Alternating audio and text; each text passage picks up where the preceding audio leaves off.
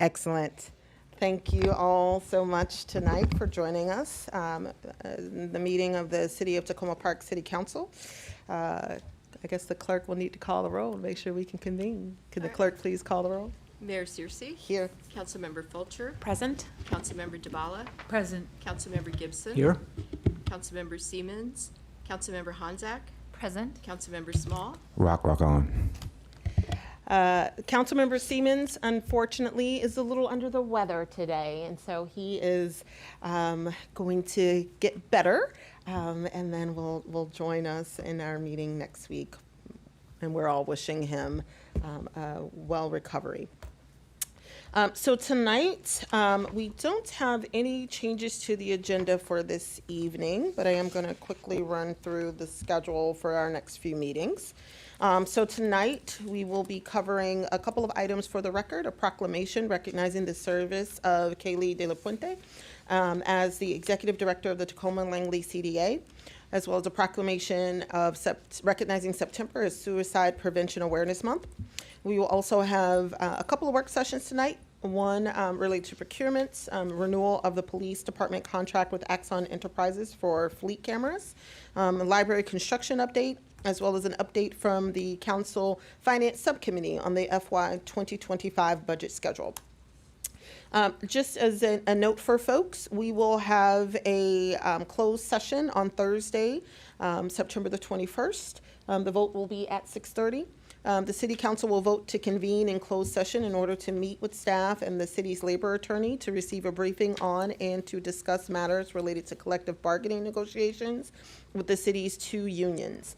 The meeting will be closed pursuant to Annotated Code of Maryland General Provisions, Article 305B7, which permits a meeting to be closed to receive legal advice, and 3-305B9, which permits a meeting to be closed to discuss matters related to collective bargaining negotiations. On Sunday, September the 24th, Yom Kippur begins at sunset. So for those who celebrate. And then on Wednesday, September the 27th, City Council will have its regular meeting at 7:30. We will start with a proclamation of Rock and Roll to School Day, and that's Wednesday, October the 4th, 2023. We'll have a presentation from county planning staff on the Montgomery County Mapping Segregation Project. And that was something that was noted in the minor master plan, so definitely looking forward to that presentation. We will also have a voting session on the single reading ordinance adopting renewal of the police department contract with Axon Enterprise for fleet cameras. And then we are tentatively scheduled for a work session on code amendments regarding the state mandated amendments related to the illicit discharge. On Wednesday, October the 4th, we have our regular council meeting.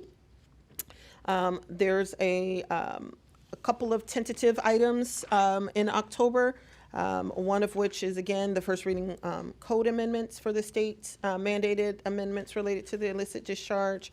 And then we also will have tentative work sessions on Balancing Act introduction, Complete Safe Streets, an update on the recommendations there, as well as a review of our council priorities.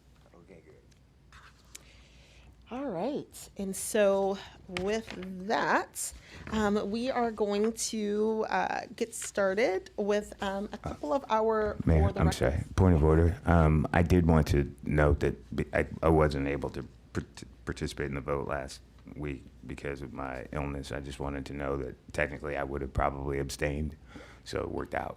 But that is technically where this would go. Good, thank you.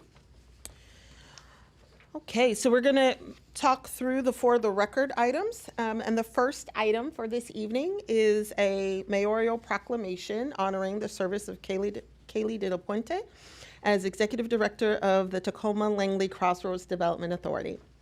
Whereas the Tacoma Langley Crossroads Development Authority represents the shared interests of approximately 200 businesses, organizations, and property owners located in the vicinity of the New Hampshire Avenue and University Boulevard intersection, commonly known as the Crossroads. And whereas the CDA was organized as a commercial management district in 1987 to advance the interests of the diverse businesses located within its service area by providing marketing, amenities, security, and maintenance support. And whereas Kaylee De La Puente was appointed as executive director of the CDA in 2018 and has since led the organization with thoughtfulness, creativity, and passion. And whereas during her tenure, she led numerous initiatives to support the local business environment, including enhanced beautification efforts, commercial security programs, facade investments, and multiple events, such as the Crossroads Spring Fest. And whereas Ms. De La Puente has supported countless businesses to open and expand in the Crossroads during both the COVID-19 pandemic and the ongoing construction of the Purple Line along University Boulevard.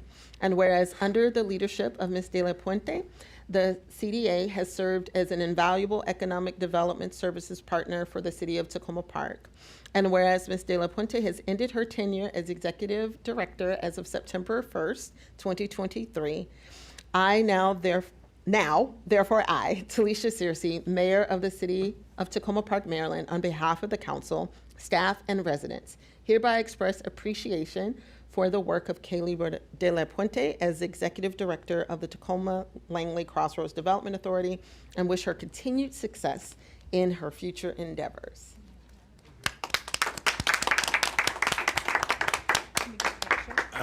Before, Okay, perfect, thank you. Council Member Small. excellent, thank you, Mayor. I appreciate this. I am unabashedly proud of the time that I spent working with Kaylee De La Puente as the Crossroads Development Authority Director. I've very rarely met people who are as committed to what the actual goals of their job are as she was, or maybe is. Maybe we could beg her or something and she could stay. But I think the most important part of it is that, to me at least, Kaylee De La Puente is a neighbor, and she walks past my house and she's friends with my dog, and so it's not as if I'm going to be unable to tap her for ideas about Ward 6. But I did want to express wholeheartedly how effective she is as a organizer and administrator, and how thankful Ward 6 has been to have her over there, because she has made it safer and cleaner and more attractive, and we have all benefited. And to that end, before you get the official thingy, I wanted to add something about your inspirational nature, because there's another gentleman who lives in our neighborhood. His name is Sam, and he works for the rec department. And Sam, among other things, makes his own T-shirts. And so one day, in a fit of pique in here, I decided that I was going to explain to everyone that the people in Ward 6 don't have any sort of chip on their shoulders. We actually like ourselves a lot, and that you guys were gonna have to get over it. And so I was like, I'm making some shirts. And so I talked to Sam, and I have purchased some really exclusive materials. And if you get a business card in it, you actually get one for free. In order for him to make his money back, I only have like 11 of them or something. There's $27 in case anybody else wants one. But as you come up here to get the actual presentation, I would like to show you the thing that Sam has made for you and all. So that's the back. It says the Heart of Tacoma Park. And then it says Ward 6 Posse, because we rep the set. So everybody else has to pay for one, but I'm giving you one out of my own heart. So thank you very much for being you. Well done.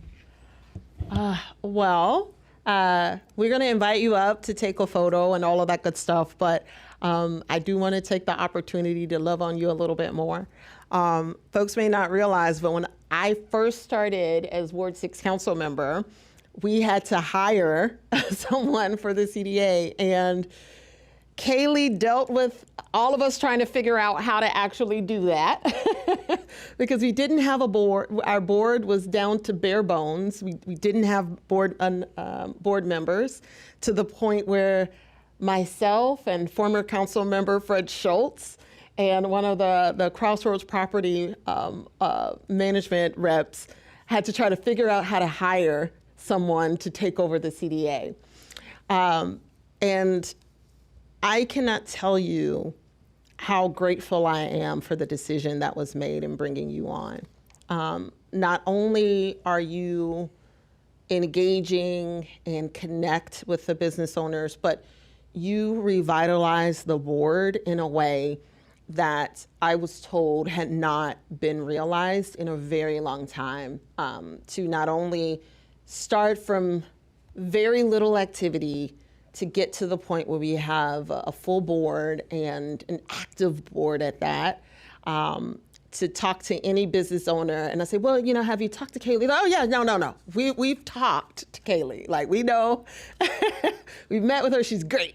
It's just a true testament to all of the hard work and commitment that you've shown to the city of Takoma Park. And we are just so grateful to you and to all of your hard work. And definitely look forward to seeing the wonderful things you do in the future, but we are really sad to see you go. And definitely just want to thank you again for all of the work. I mean, people don't know, during the pandemic, Kaylee was pounding pavements. I mean, working with our city staff to put businesses and business owners in front of cameras to make sure that they were able to start realizing some of the much needed resources as a result of Purple Line construction and trying to get monies out to help businesses during the pandemic. And we had so many businesses that were able to weather the storm because of all of your hard work. So thank you so much for all that you've done for the city of Takoma Park. Councilmember DeBala. Not to pile on, but just to make the obvious point. Yeah, okay, piling on the love. But to make the obvious point that what works for small businesses and work in Ward 6 works for everybody in Takoma Park. Let's not forget that. Just want to put that out there. So thank you. Thank you. Because the revitalization has just been awesome. Amazing. Wait, I want to not to keep going and not to try to compete with your representatives from Ward 6 who love you a lot. Technically, but you didn't bring a shirt or anything. I didn't bring a like that. shirt. You got a shirt.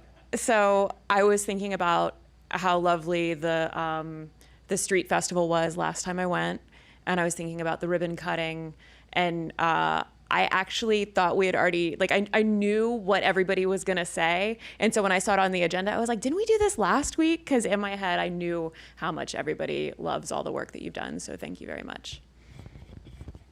Thank you, Councilmember Fulcher. So with that, we can share a couple things. So Councilmember Small has a t-shirt, and on behalf of the council, you have a wonderful City of Takoma Park map.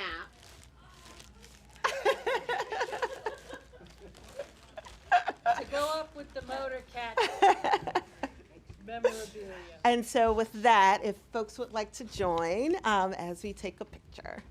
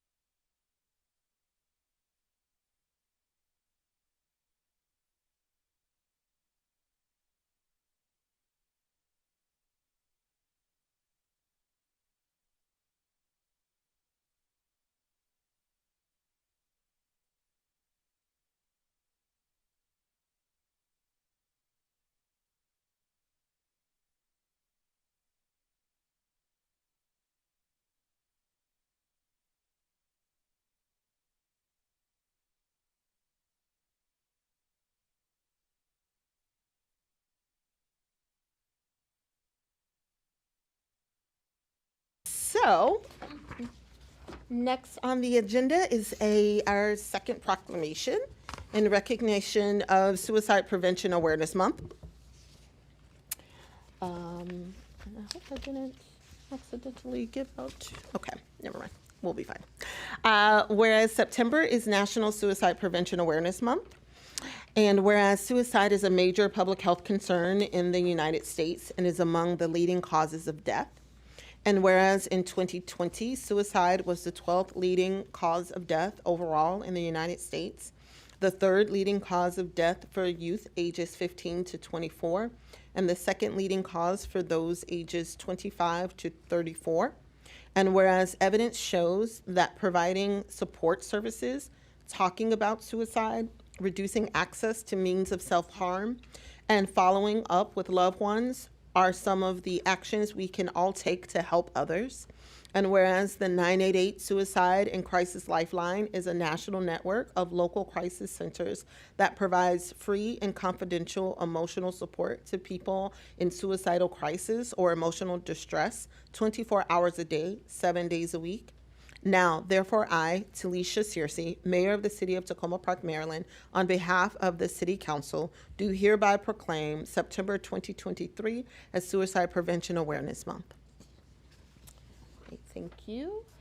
And so next, we have public comments. And just as a reminder, we do not have voting items for tonight, so we're just going to start with general public comments. Do we have any general public comments tonight? Come on down. Yeah, I'm from Ward 2, and I am low income, and I really resent the fact that people think because I'm Ward 2, I'm rich.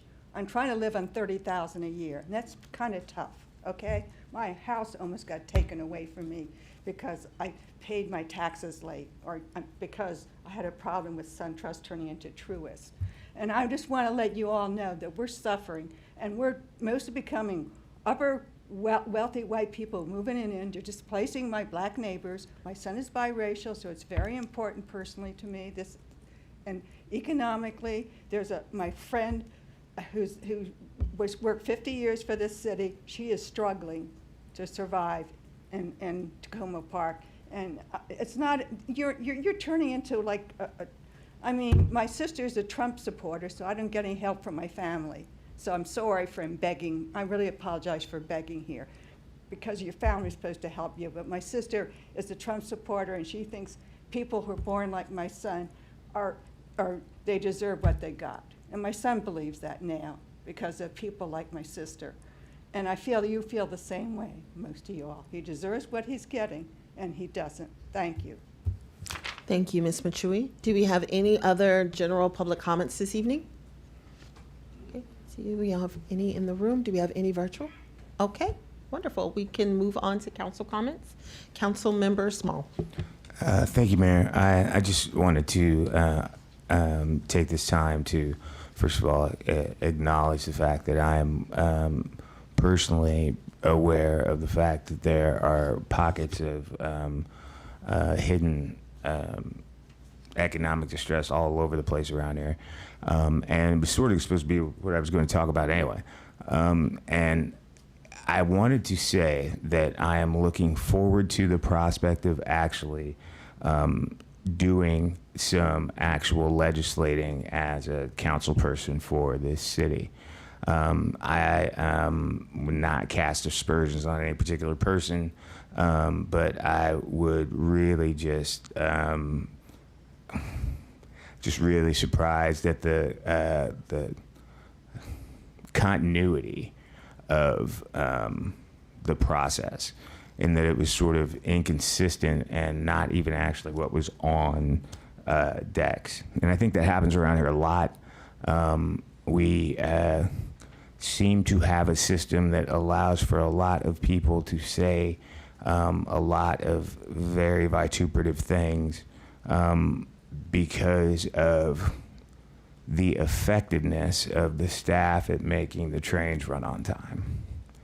And so I think sometimes in the disconnect there, you end up with people who are really emotional about a certain thing without a ability to affect it. And so that can be an issue. And I just like to be clear that I'm not talking about people who live every day with stress and frustrations and the realities associated with them. I'm more talking about the fact that in Ward 6, you can start to see the kinds of stresses where a silent recession is starting to affect the layers of people. In the last 2 weeks, I've stopped 2 different people who were drinking in and on Wildwood on purpose. With one had a handle and the other one had 2 cans of beer. And he was screaming at the street. Both of them stopped when I asked them to. But I suspect neither one of them would have stopped if it hadn't been for the fact that I'm black. Because I actually said to the second guy, there are some black people that live here. And I think in the long run, the way in which we are portrayed and the way in which people would choose to be paternalistic about things that they should really, really respect, not the least of which having a black mayor who is pretty awesome lady, or a acting black city manager who just had a baby, or even a person who used to be a city manager and is now a councilperson who is a B-boy through and through. So I just want people to understand that we have got to do some legislating. I need for people to actually act like they know what they're doing. I don't want people to just pontificate about things that are nothing, because there are people in my ward who are really upset about 17,000 cars on Wildwood and 8,000 on Glenside. There are people who are concerned about the fact that now people are walking through the neighborhood drinking. There are people who are concerned about the fact that there is a large contingent of people who live just on the other side of the border who don't get any real services from their government. And that makes them mad at us. And unless and until we get some things going that are going to acknowledge these things, I'm going to be an unhappy camper on here. So I challenge all of you to act like you're a year in and dig in. Thank you. Councilmember Gibson? I just want to hold up a deadline that may affect, will affect some of our homeowners and renters, and that is that we have until the end of this month for homeowners property tax credit application and the renters tax credit application. So I am trying to reach out to various neighborhoods in my ward to get the word out. For those that are eligible, I really want to make sure that you use this credit program, which is initially through the state of Maryland, but then Tacoma Park backs it up with its own tax credit. Then I wanted to, Before you move on, may I ask a question? So are there flyers here tonight, or do we have to pick them up from the, because I got a note that there were flyers that city council members could use to hand out. So this is the tax credit program that some people are already registered for lower income homeowners and renters. And if you're not, then we should get you the flyer, and that's exactly why I'm asking. so I asked Ira to bring some tonight. He had brought some to last week's meeting. Okay, so he's not sitting here right now, so He may let's, be getting them right now. okay, so let's park So- that thought for a minute. And- Yep, so, I didn't mean to derail the whole. yep, so, Councilmember Gibson, you gonna get your time back, I promise that. No, okay. But, so just to kind of put a pin in this, there's a flyer that's been developed. The question, there's also materials, and I'm assuming these materials have been updated on our city website as well. I believe we typically provide all of those tax credit information online. For those that are watching, you can find this information online. For folks who need a hard copy, city staff will work with the respective council members just to make sure that everybody has the necessary copies that they need of the flyer that's being produced. Great, and I can also post in the city manager's comments a link to the website where you can find the Excellent. flyer. Yeah. Thank you. Yeah. Thank you. And then I just wanted to talk briefly about the amendment that, our resolution last week, which went a little after 1 o'clock, and a lot of hard work. And I want to thank my colleagues for the progress that we made on our resolution with regard to the minor master plan. There were significant improvements to the earlier version that I'm proud that we added. I'm also concerned about what happens next. I admit my lack of familiarity with the county's county board planning process and the work sessions. I hope that the planning board will include enforceable protections for current and future renters and the environment within the context of our proposed zoning. And I am concerned that assessments of the public sector impact on the environment, traffic, schools, will take place and be undertaken and used to modify the plan. Our resolution, although much improved, did not challenge the fundamental elements of our county's, what I would call, expansive experiment in upzoning. But that said, I'm going to watch the process. I encourage everyone that has, well, I want to first thank everybody that commented at the public hearing and that commented here at the City Council, and that we have until the end of the month for additional comments.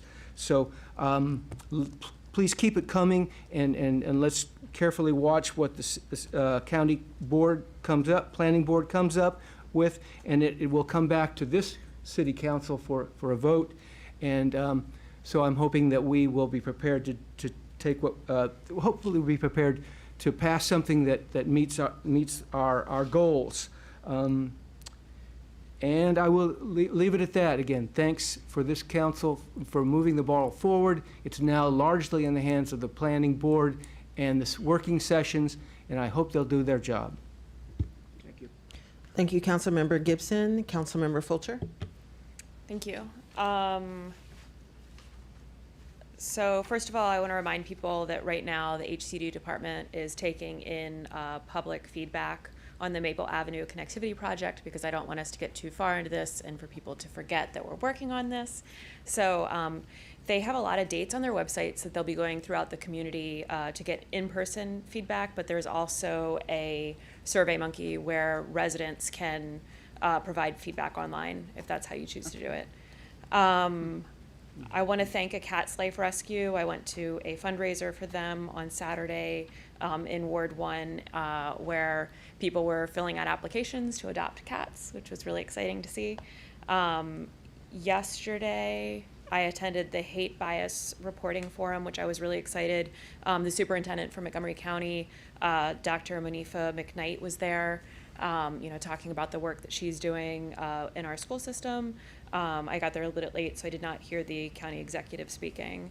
And that was held by the Maryland Commission on Civil Rights, so thank you to them for putting that on. And then a reminder to people that this Saturday is the play day held by Let's Play America at Tacoma Park Middle School, which will be from 10 a.m. till 2 p.m.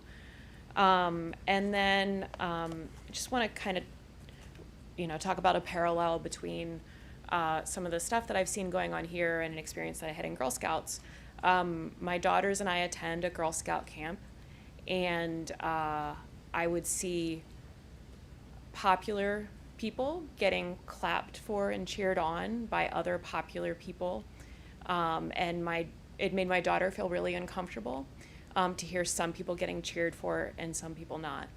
And whether I agree with people in here or not, if we're going to have the kind of session where people are getting clapped for, then I will be clapping for those that are not getting clapped for, because it is exclusionary and gatekeeping to make people feel unwelcome in this room, and I don't want to see that.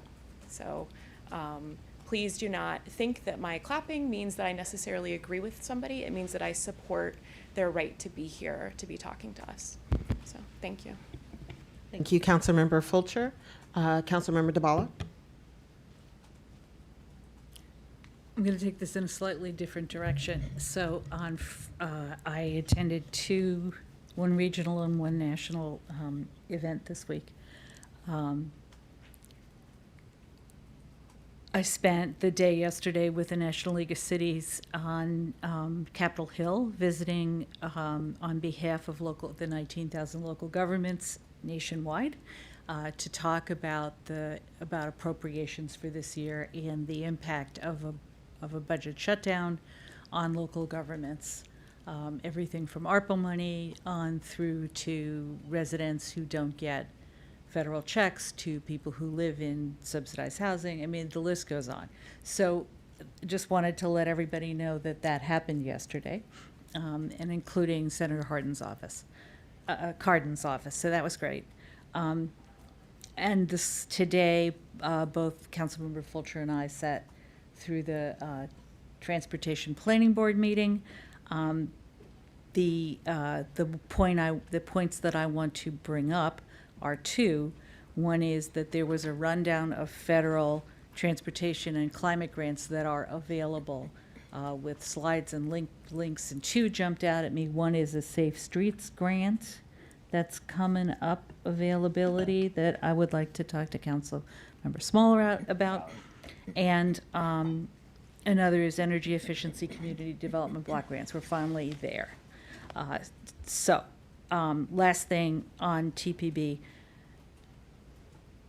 I don't think you mentioned, when you talked about the COG board meeting, the projections. I probably did not. Okay, so COG has new projections for housing, employment, and council of governments, Metropolitan Council of Governments, has new projections for our regional economy for several categories. Housing in particular struck me as really interesting, because we've been spending a lot of time talking about housing and what our fair share is, and who has to do what, and how much we need to produce. So I urge people to take a look at that on the Metropolitan COG website. I will have it in my newsletter, and other council members can pick it up. I'll send the link around. The other thing, so those were the two things from the Transportation Planning Board today that struck me as important. And last but not least, Friday is Car Free Day for those of you who like to mark that day. carfreemetrodc.org.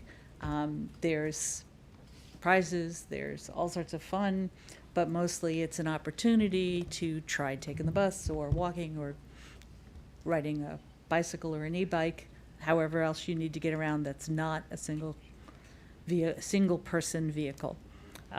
So that's it for me. Thank you very much for letting me run over a little. Councilmember Honzak? Thank you, Mayor. First, a few events, one thank you and a few events. One is I'd like to thank the mayor for taking her time to join Essex House residents. Enterprise Management Company offered a session to residents on the minor master plan to help give their perspective on it. I think partially inspired by the many different kinds of discussions that have been taking place around the city, and I thought it was really great, and it was very generous of the mayor to spend the time with us. So thank you, Mayor. And then I'd like to talk about a few upcoming events. We have a bunch going on Saturday, September 23rd. In addition to the Play Day, there's Sweep the Creek is going on. There's the site by our Ward 5 area down to the Kennebec Houston Playground is from 9 to 11. And when you finish that, go take a shower and come back for a lot of good times from 12 to 5.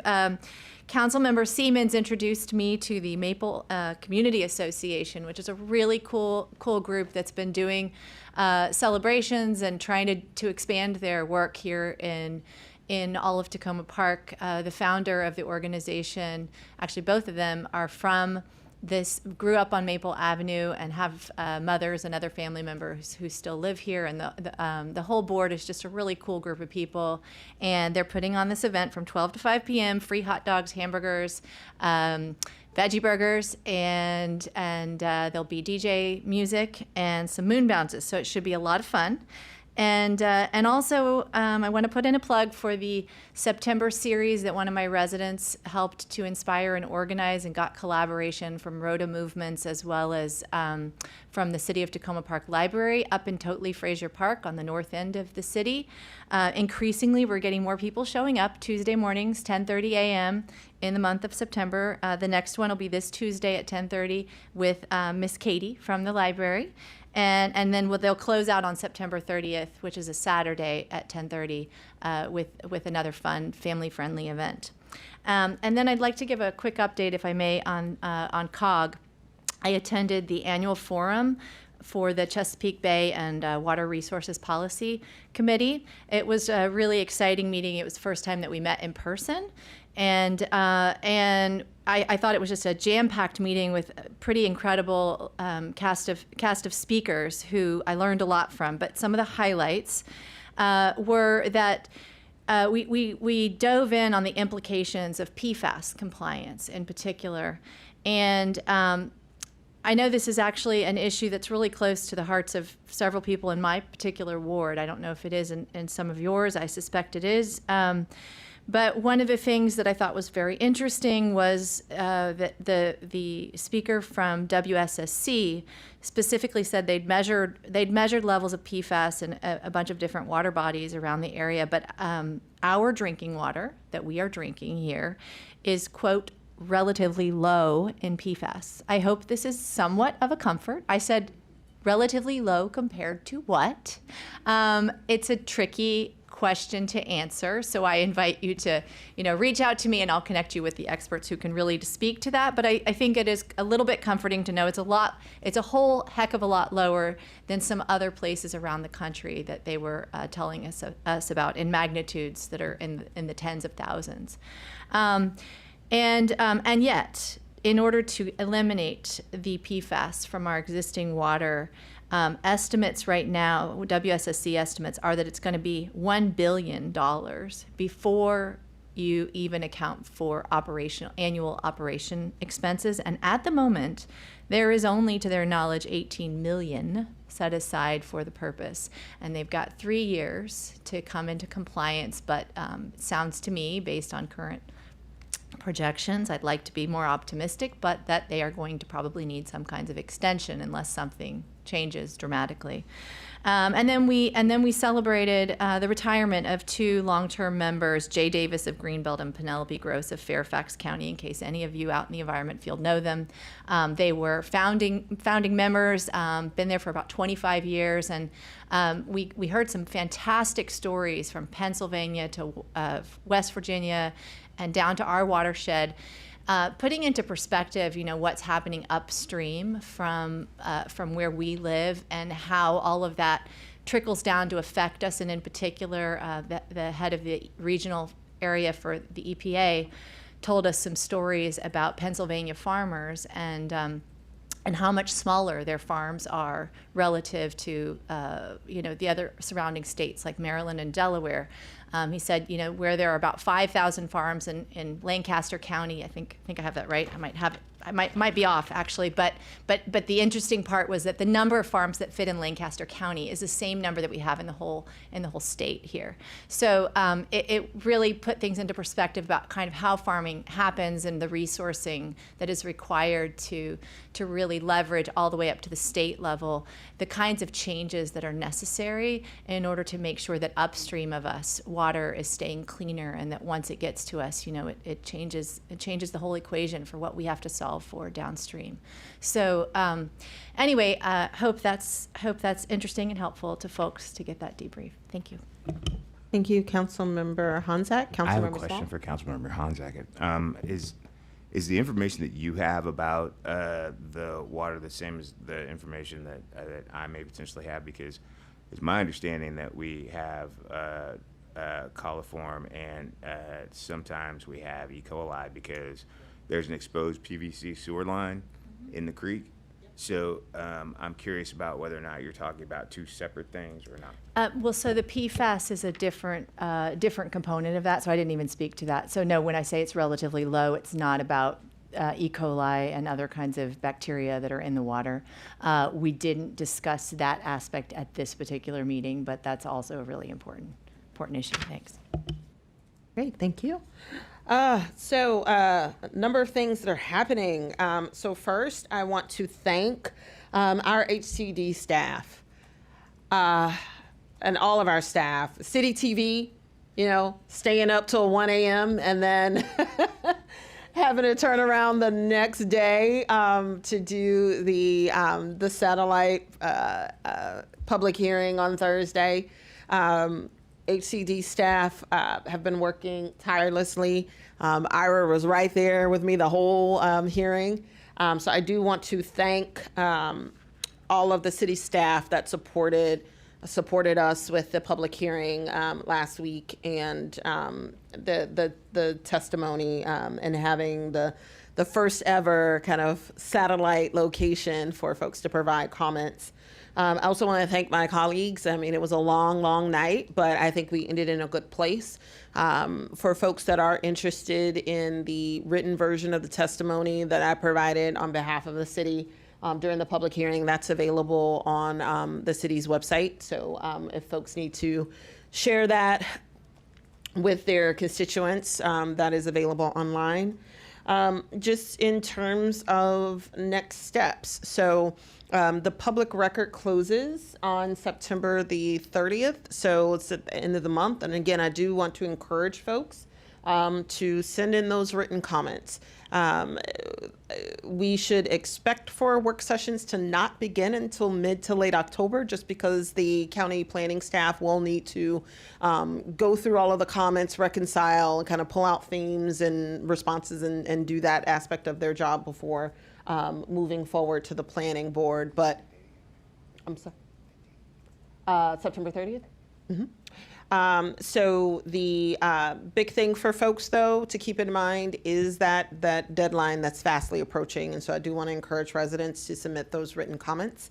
I also want to, Councilmember Honzak thanked me for attending the Essex House meeting, but I want to thank Councilmember Honzak for really being very diligent in making sure that residents are heard and understand the process. And one of the things that we heard in the meeting on Monday was that, there were some flyers that were sent around the building that was really alarming for folks. And I appreciate the enterprise staff for setting the record straight around their intentions of providing housing and what the planning and the master plan really means. And I think that is something that is really, really important, kind of piggybacking off of Councilmember Fulcher, for us to keep in mind that while it's important to share information and ensure that residents are informed,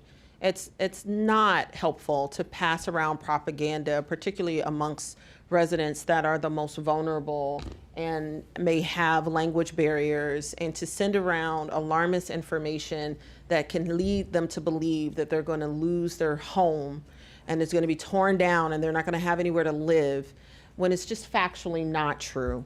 And it's been referenced in here, like on public record, same flyers. I said something about it too.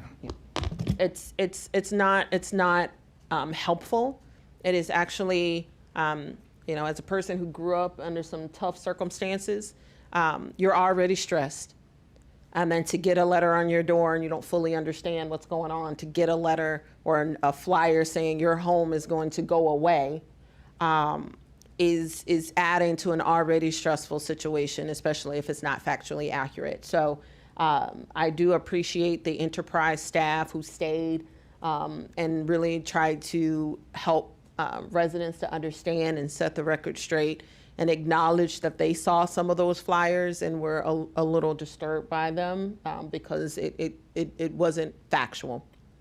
So I do want to encourage all of our residents, and I recognize that, in these kinds of instances, there's a desire to really just try to spread the word.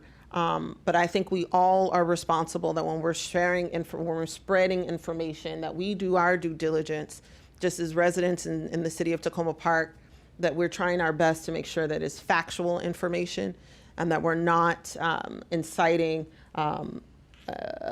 fear in our community. Or distrust in the Or council. distrust, I thank you, in our community. We all bear a shared responsibility in that.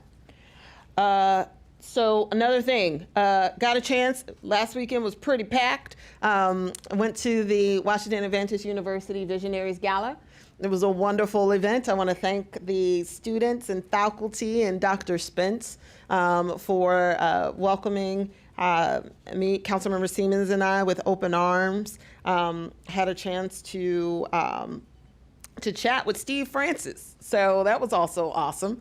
And a desire to definitely try to work together collectively to advance aspects of recreation services in the city. So that was great. Also want to thank Laura Barclay for the pie contest. I have the joy, the pleasure, the honor of spending Sunday early afternoon eating pie, in the morning eating pie. I want to thank every single resident that submitted a pie. I want to let you know that I ate a piece of every single pie that was on the table, except for the crab pie, because I'm allergic. But if I did not have an allergy, I would have tasted that too. And they were all amazing. So I do want to thank everyone in the community who participated in the pie contest, and all of my fellow judges who had the daunting task of trying to pick the best pie. Couple quick updates. Unfortunately, I will not be in town this weekend. I have a family event that I need to attend in Texas. But I do send my great appreciation to folks who are organizing all of these wonderful events this weekend. Pat with the Play Day and Sweep the Creek folks, as well as the folks that are organizing the Maple Avenue festivities. I hate that I'm not going to be able to be at these events, but I definitely want to thank everyone for organizing. A couple of quick updates. Just as a reminder for my colleagues, the Purple Line Community Advisory Team meetings are reconvening. The University Boulevard one is for October the 19th. And I do believe Long Branch is tentatively scheduled for November, I think. But I can share the email that was sent to me just to make sure that my colleagues are aware of that.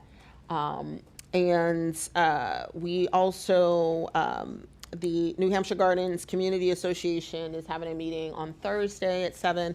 Unfortunately, we do have a session, but I will try my best. I'm going to rely on my council member colleague, but I'll remind you, they we'll have to go. will, yep. So we'll try to. Have to go, but they like it when you Yeah, so we will try our best to attend. We may be running a little late because we will have a meeting prior to that meeting.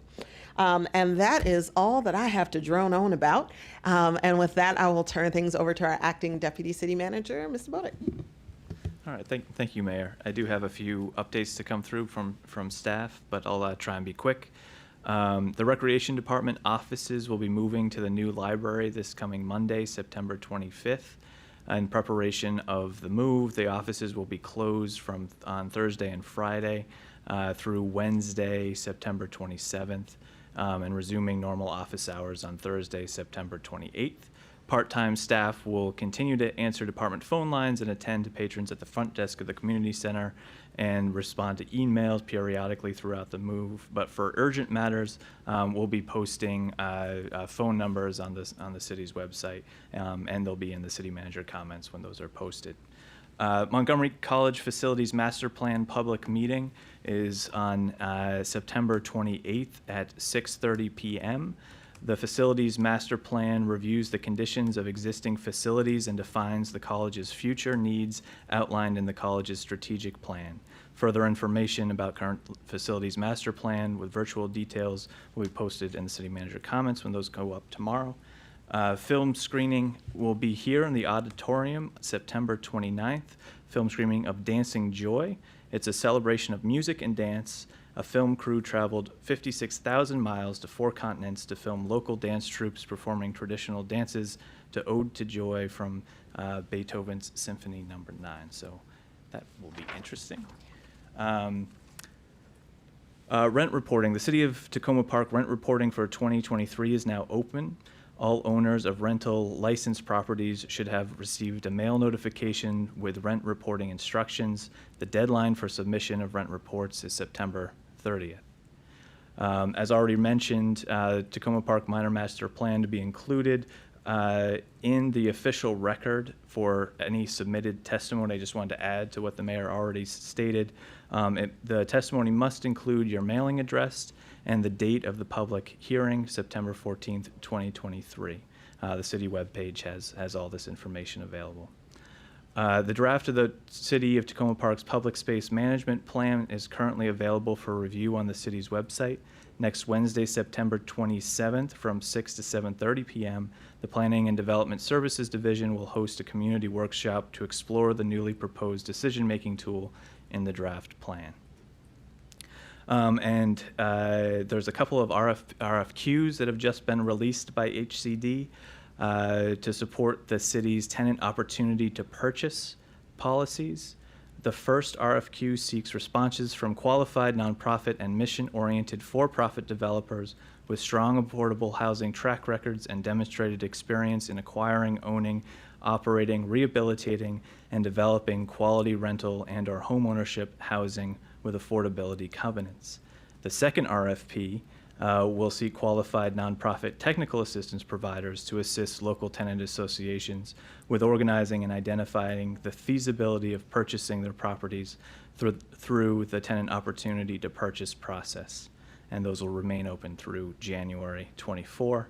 At the last meeting, I talked a little bit about the city manager search updates, and I just wanted to add one line. The email address to send to the recruiter if you have any comments about what you'd like to see in city manager qualities or any insights about the community.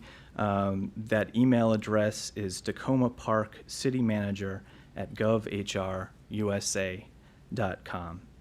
And finally, I also mentioned last week that we were starting an ARPA survey for those who've already received direct cash assistance checks. And we've already received over 125 responses, so we're starting to collate those now to be ready to present to you in November 1st. Sure. Tacoma Park City Manager @govhrusa.com, and I will provide will be provided in the city manager comments too.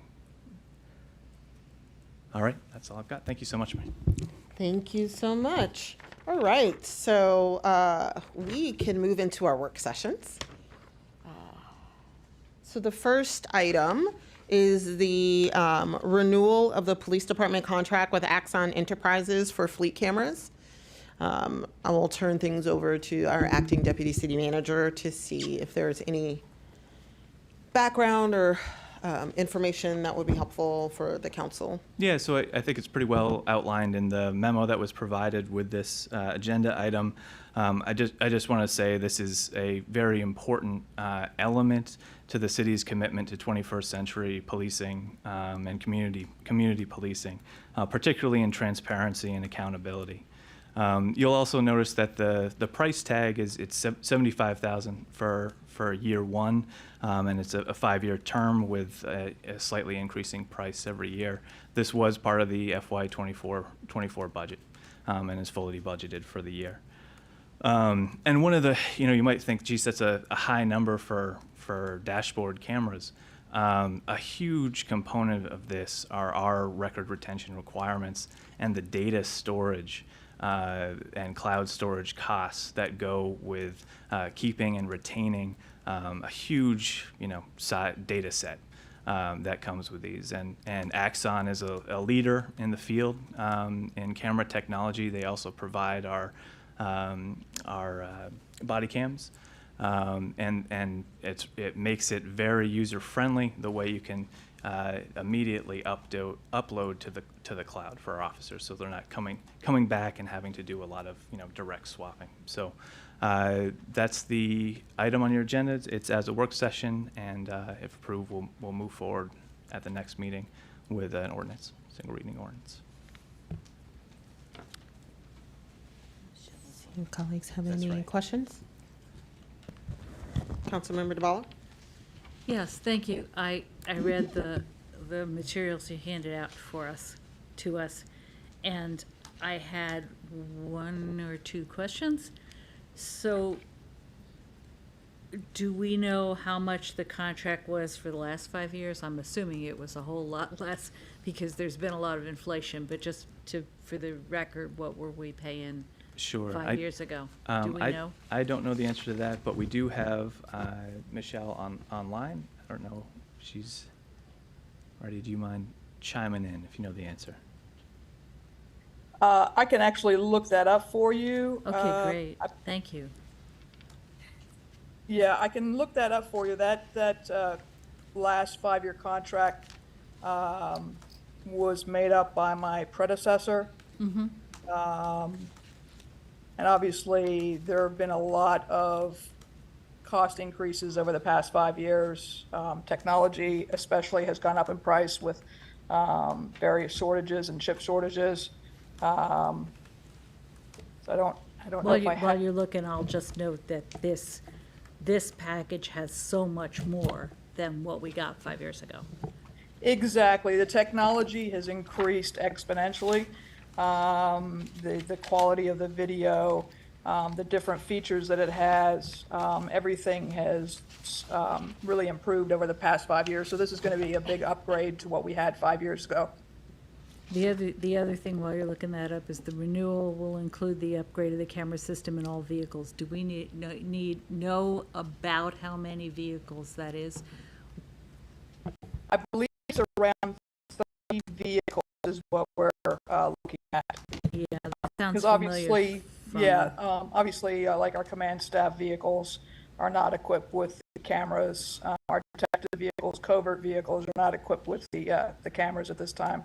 It's just our patrol vehicles. So I believe that the number's around 30. Great. All right. So if you don't have that number handy, someone can just get it to me Absolutely. in the future. Yep. Thank you very much. This is great work and very needed. Councilmember Small? Thank you, Mayor. I would like to at least have a broader conversation about where we are with regard to cameras and technology with regard to our police force. And at least note here that we are not speaking about body cameras so that everyone is sure and understands that that's where we are here.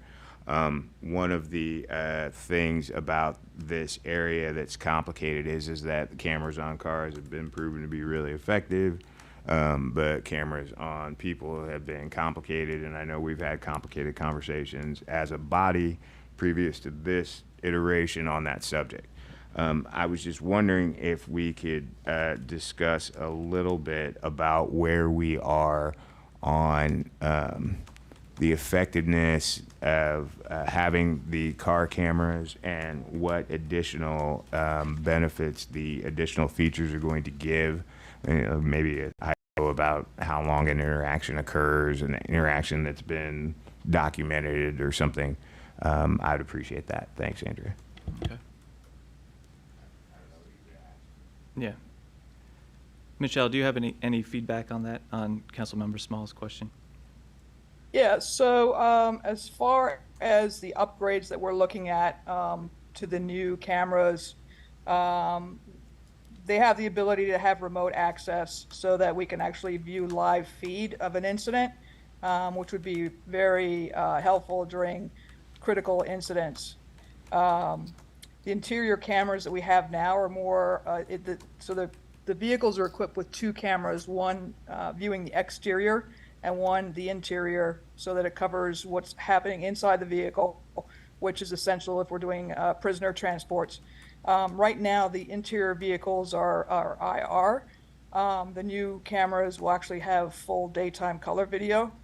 We're also going to be adding the video overlay indicators for brakes, lights, and sirens, so it'll show when the officer activates their brakes, their lights, their sirens, which the current videos do not have. And just the quality of the video itself, the high definition video quality is much improved over the last 5 years. Yeah, I appreciate that. That's really well heard. I hope it was informative for everyone else. Again, I just want to reiterate, I think having the cameras on the cars has been exceedingly effective in a variety of ways.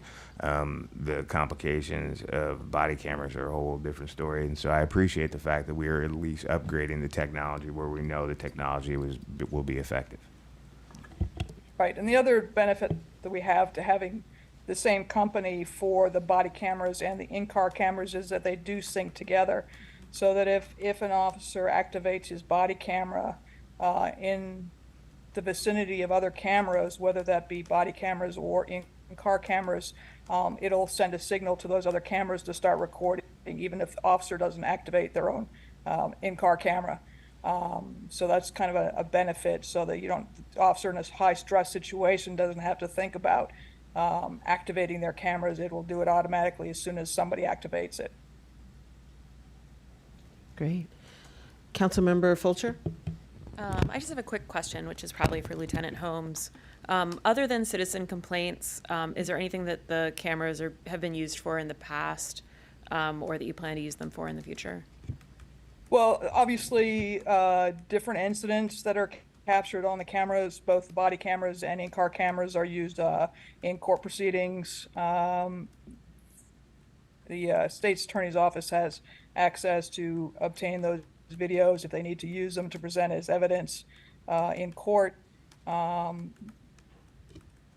It can be used to review incidents, just for accuracy of reporting.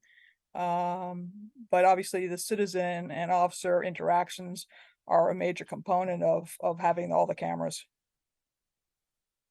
Thank you. Okay, thank you so much. I actually just have one more question, and it's just for educational purposes for me. When we were having the body cam discussion and follow up to some of the public safety task force recommendations around the security of data stored, there was a presentation from, I believe it was the county, where they kind of walked through how they store and secure the data that comes through from body cams, just to make sure,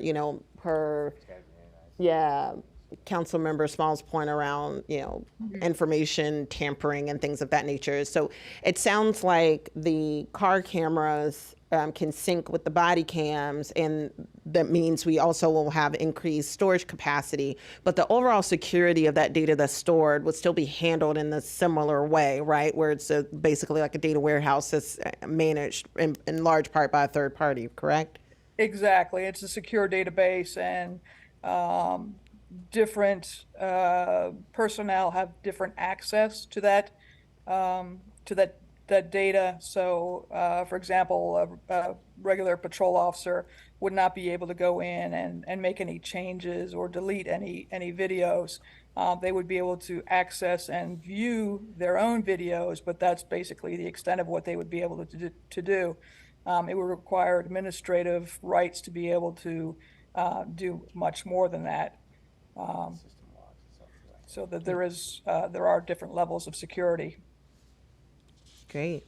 No, thank you. That's really helpful. And I do just want to remind my colleagues, and I know a lot of folks were not here when a lot of those conversations were happening, but we did have some pretty in-depth presentations around data storage, particularly as it related to the body cameras. So definitely appreciate that. And Mayor, I walked out of the house, my wife, who was on that committee, was muttering at me about the fact that we were doing this at all. So, it's all still out there. And make sure she knows we appreciate her service. So I do want to echo Councilmember DeBala's point of just knowing what the prior contract amount was, recognizing it's apples and oranges, because that was an entirely different world 5 years ago. But it is helpful to see how the contract is shaped in terms of the cost over time. And then other than that, I don't have any other comments other than I'm very happy that we're staying within budget. Yeah, so I did locate the last contract, and the total for that last 5-year contract was about $277,500. for the 5 years, so that'll give you an idea of how much things have gone up in price Okay. over the past 5 years. It's not that bad, though, about 20-something K. Okay, So that's the really first- helpful. The first year payment was 63,800 on that contract in 2018. Okay. All right, awesome. Thank you so much. Mm-hmm. Are there any other comments or questions by colleagues? Can I? Yeah. Councilmember Honzak? Yeah, just hearing that price point and thinking about the current state of policing across America, I guess I'm just curious, do you foresee any other structural or technological improvements that you are working towards as a police department that'll allow you to sort of be that cutting edge police force that we may not be seeing in our current budget? I mean, it just sounds like you're getting a lot of new features, for example, on this technology that are going to allow you to really be the kind of police force that you want to be, accountable to the citizens and residents. And maybe that's too much of an abstract question, but I'm just, again, I'm thinking about the many things I don't know about how policing Right. happens, and body cams, and this kind of interface that you described of the car working in tandem with the body cams. Yeah, can you speak to that, or is that just too abstract?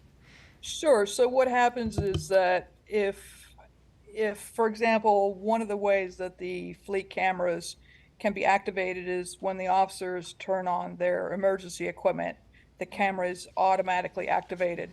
And it also will send out a signal that will activate any cameras that are in the vicinity of that car. So, for example, if you're in the parking lot of the station and you're testing out your equipment to make sure everything is working at the beginning of your shift, and you flick on your emergency equipment, any officer that happens to be standing close to your vehicle, their body cameras are going to be activated because they received the signal.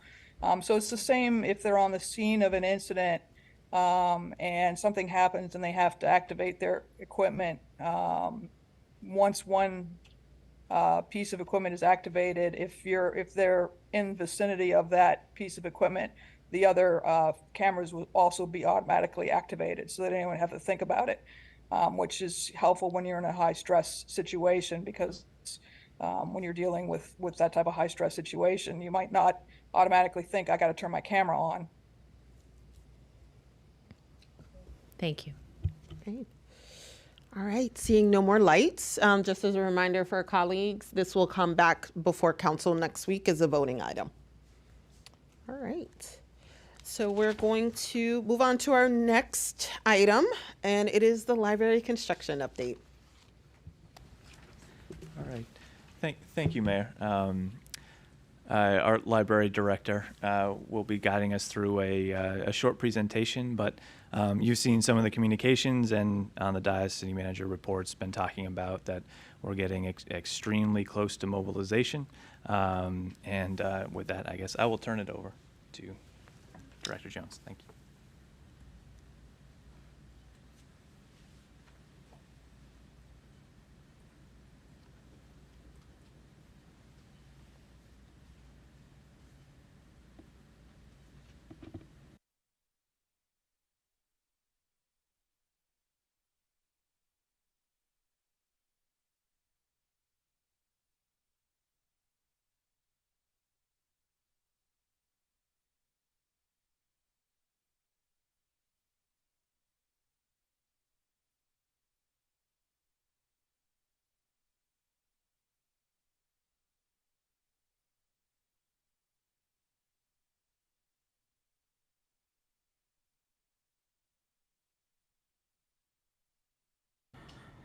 All right, good evening. We have an update on the Library and Community Center redevelopment project, which I believe we're actually doing quarterly from here on out. So just a really quick recap on the work that's been completed to date.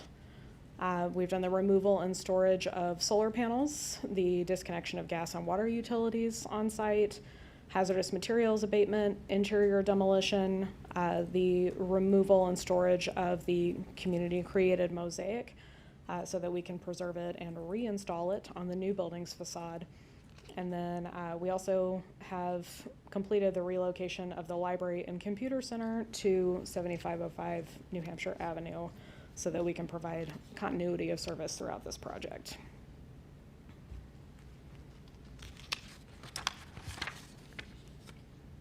So I did want to talk a little bit about the source of the delays. I know we've gotten a lot of questions about that, and the work on the previous slide did not take the entirety of that interim between now and when the partial notice to proceed was issued last year.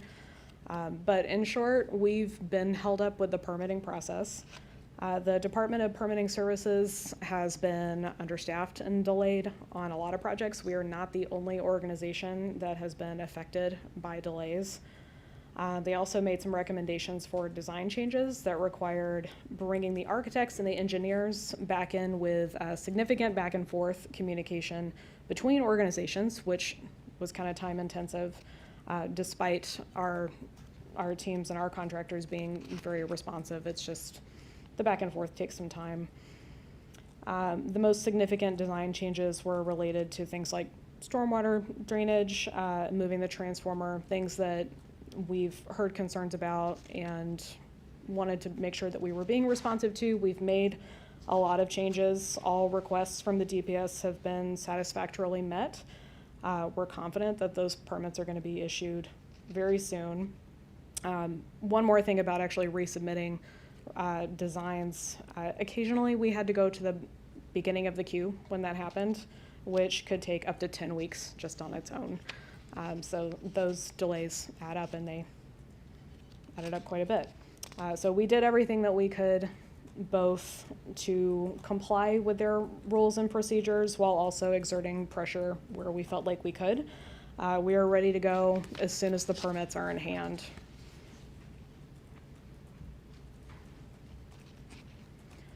So in terms of what staff and residents can expect in the immediate future, and of course this is contingent on those permits, but it's detailed in a letter that's being mailed out to residents, and I'll broadly cover some of that tonight as well. Of course, this week, the community center parking lot began to be impacted by those parking shortages as Doyle Construction, our general contractor, is mobilizing for the full notice to proceed to be issued. This coming week, Doyle is going to be further mobilizing and bringing more equipment on site to get ready to hit the ground running as soon as we've got those permits in hand. And then the Recreation Department staff offices are also being relocated, which we talked a little bit about earlier. Between now and October, we're expecting exterior demolition and the tree removal. Those are the first major site impacts that people will begin to see once that full notice to proceed is issued.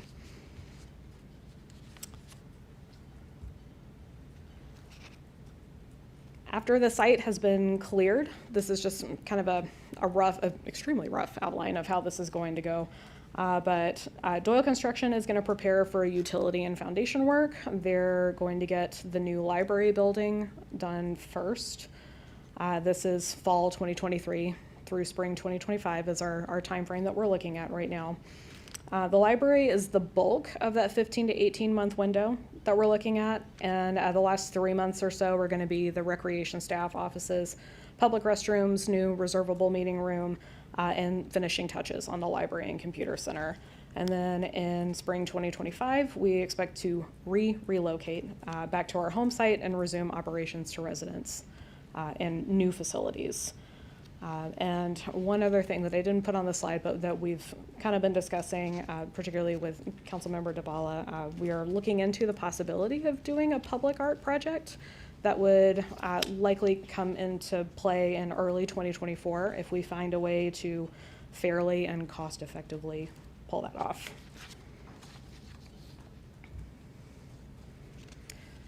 So there's, of course, a lot that has to happen in addition to the actual construction for all of this to move forward and for daily business to adapt to the conditions around the community center.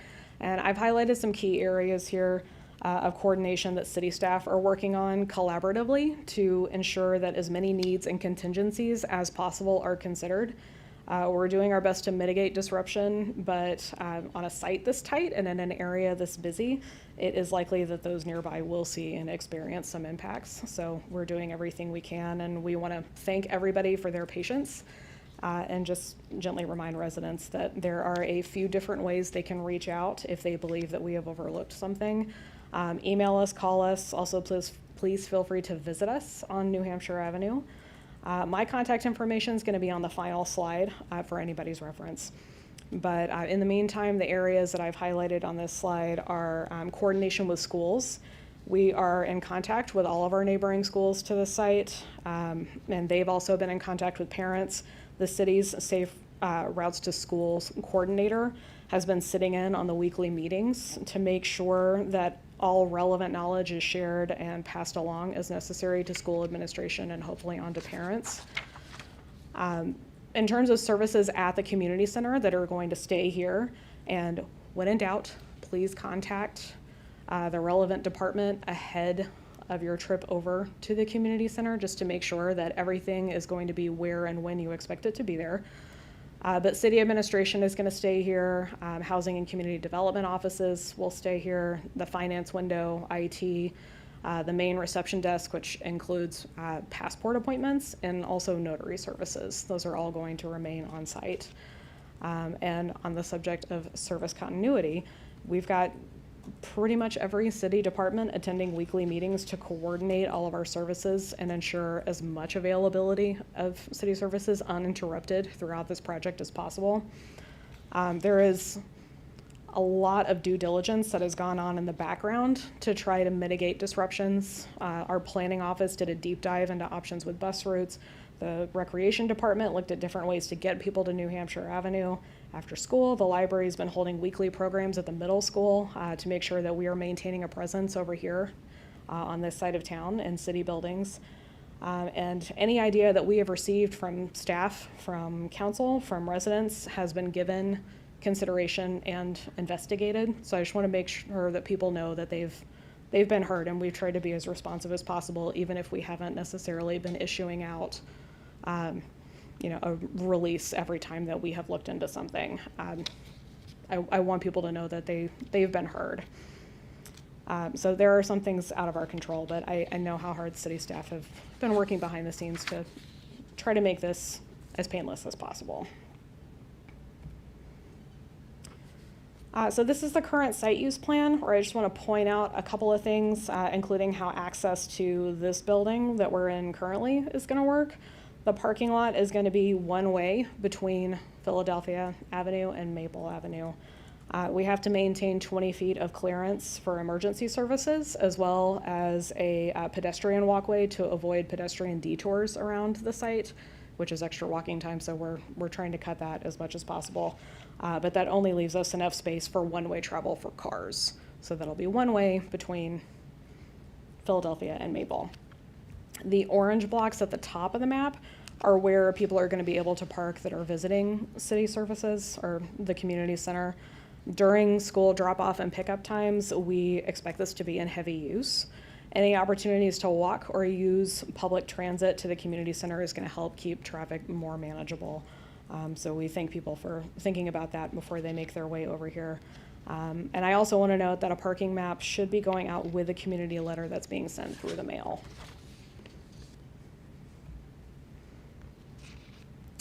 So before we close, just to cap this off, I do want to remind people of what we were getting out of this.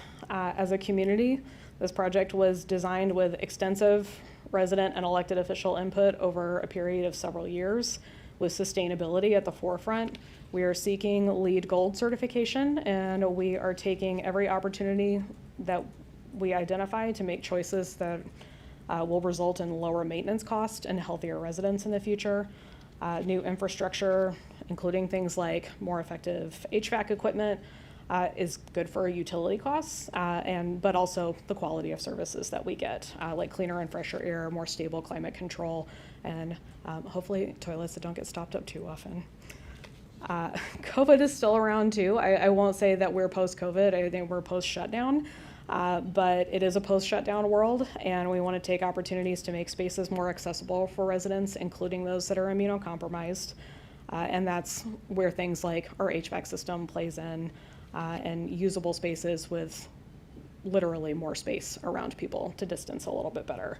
I also highlighted independent study spaces, comfortable furniture, opportunities to charge personal devices here, because those are reflective of the way that people use libraries now. And so that we can accommodate a more expansive definition of productivity. From research to entrepreneurship, everything in between, programs, we do a lot. The needs and goals of patrons that come into the library and computer center often involve spending longer blocks of time reading and using Wi-Fi and consulting staff. So it's time intensive, and those measures to make it more comfortable and more usable and user friendly are going to have a big positive impact, I think. So I know it's going to take a lot of work to get to this as a finished product, but it will be worth it, and I do believe it will be a transformative community asset. And with that, I'm happy to take questions and receive feedback. Can I just give you a standing ovation?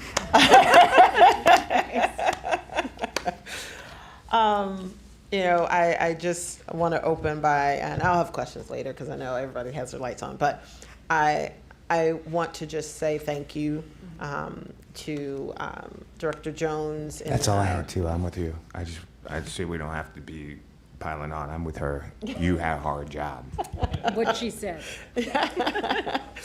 But you know, we've seen, you know, all of the hard work that that the library staff and our public works staff and our city management staff have put into trying to get us to this point. It has been something that has just really been a long time coming, but I am so grateful for all of the hard work that you all have put in, not only in trying to keep everyone informed and then moving us to New Hampshire Avenue and then, you know, dealing with permitting services. And I'll talk about that a little later, but I do just want to thank you all so much for all of your hard work, because I agree with you wholeheartedly. This will make our city better. It will provide some much needed space and recreation and safe spaces for our youth. And in the times that we are living in, that is more important than ever. So I thank you all for your continued diligence in moving this project forward. So then I'm going to shut up and let folks with other questions jump in. Councilmember Fulcher. I have a quick question about the Tacoma Park Middle School program that you mentioned. Yes. And, you know, trying to keep some services in the oldish location. What are you doing in the middle school right now? So we have one of our youth services librarians, Dave Burbank, is going to the middle school once a week and kind of doing a similar program to like Comics Jam or Sketch Club, where it's just providing like a safe afternoon hangout with adult leadership that can. And what day of the week is that? I wish I had my calendar right in front of me. Yeah, I believe it is actually Wednesdays, but I will double check on that. Because I'm sure that Ward 1 residents would want to hear about that. And then this is probably a bigger question for later, which is when can we expect like a finance update on how this delay affected us financially? It's a great question. Yeah, I don't have exact figures in front of me right now, but I can get you clearer figures even tomorrow. What I can say off the cuff is that the delays have eaten into the contingency budget quite a bit. And so we are, I think everybody on this project is looking for grant opportunities or any opportunities we can find to supplement the funding just to make sure that we've got all our bases covered and we don't need to engineer things out that we want to keep in the project.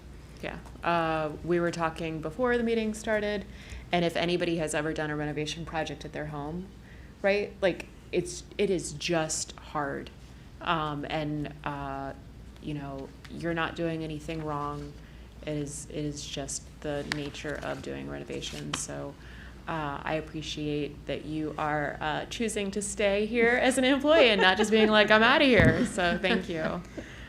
Thanks. This is the third major capital project I've worked on in a library, and they've all been complicated. I will say this one has better accountability and oversight than the other two projects that I've worked on, and that's very comforting, but it's never easy. Councilmember DeBala. Thank you, thank you, thank you. I am so looking forward to this. 3 points. Before I forget, first point, I would appreciate scheduling a meeting with you to go over some of the climate and energy-related money that's available now that wasn't available a year ago. Yes. When we went through the plan the last time, to incorporate some of the energy efficiency measures and the solar measures in the plan in the design. So now so let's just do that, because I think there are possibilities there that I have learned about recently that might help. Second point, you've mentioned letter to residents. Mm-hmm. This is letter to neighbors or letter to everyone in the city, and about when will it be coming out? I believe the roster is everyone that's registered to vote. Yeah, I it's- believe, so So it's the- going out very widely. The Yeah. city, Yeah, citywide. it's the same distribution list that we have, both for voter registration, but also for our Tacoma Park newsletter. And that should be arriving imminently. I believe it was mailed out a couple of days ago. Oh, so it's already been mailed? It's already been mailed, yes. I would appreciate an electronic copy, so Sure. 'cause Okay. Yeah. I'll be getting calls Yeah. for amplification. No, it's great. It's great that people will be excited about this. And last, I wanted to ask you to, well, 2 more things. I'm excited about the public art project. I would like to talk to individual council members, particularly those of you who have connections to youth groups, to see, we want to test the waters to see how receptive in practice groups really are to doing this. Just because it worked the last time doesn't mean it's going to work this time. And rather than waste a lot of staff time, we want to sort of test the waters. So you all know who you are. You can reach back out to me. But trees, you mentioned that will be one of the first things that happen. So could you please expand a little on what we can expect and what some of the plans are for the use of the wood and the replanting? Thank you. Sure. So the trees that I think staff is just as sad as anybody else to see any trees have to come down ever. But the site is so small that it was pretty unavoidable. If we wanted to expand the floor plan and work on any of the utilities, those utility lines are all through the root systems. It's a jumble in there. So we're embarking on that particular part of the project with caution, and we're trying to do that as respectfully and sustainably as possible. We've been talking to a craftsman that makes furniture out of reclaimed wood, like the materials that we hopefully should expect to get out of the trees that have to come down. And that is going to be as they're clearing the site for that foundation and utility work, so it will be very early in the process. But we're hoping to be able to create furnishings for the new library out of those felled trees. Of course, providing that the material is conducive to doing that, but we wanted to make sure that that sacrifice meant something, and that those trees, that hopefully we could find a way to keep them in the building and keep them for residents' enjoyment and use. Thank you. Yeah, I'm pretty sad too, but I also understood that even if we did not expand the footprint, the utility work that needs to be done has to disrupt the trees. Yes. I've had several residents ask, and could we just leave them up and see if they die? And I understand that our city arborist has more than once taken a look at the possibility of trying that, and has decided that the safety risks associated with taking it chance on whether that tree will make it are just too great for such a public and busy site. I just wanted to make sure I've got that right, yeah? Yes. Okay, thank you. Yeah, we did ask several people at the beginning when we were trying to find ways to not have to bring these trees down. You know, could we replant them somewhere else? And the answer was really just, it is so unlikely that they would survive being moved, and it would be incredibly expensive, and we're trying to be mindful about how we're using public funds. So that was a big part of that. I did forget to mention the placard on the MLK tree. We are saving that, and that will be used on site once we come back to it and the construction is finished. We are also replacing all of the trees that are coming down. We are replanting, mindful of the importance of our urban canopy. We are replenishing that as much as we can. We're planting several new trees on that site as part of the landscaping plan. Councilmember Honzak? Yeah, a couple things. The first thing is something I hadn't planned to say, but hearing you talking about the tree, it reminds me of the old playground that came down in our neighborhood not that long ago that was also made out of wood, and people desperately wanted to save the slide, for example. And what we ended up doing came from one of the residents in our neighborhood. We had a bubble party. We bought bubbles and we blew bubbles in memory of, and with the great, each child, each adult blew out a bubble with a memory of that place. And we also welcomed the next stage of the new playground, whether we were excited about it or not. And it was a really, I will say it was a really great community event to bring us together around a shared resource that we've all shared for several decades and generations. And I don't know, I would just, maybe it might be a nice opportunity to remember around the tree things being so central to our neighborhood, just an idea.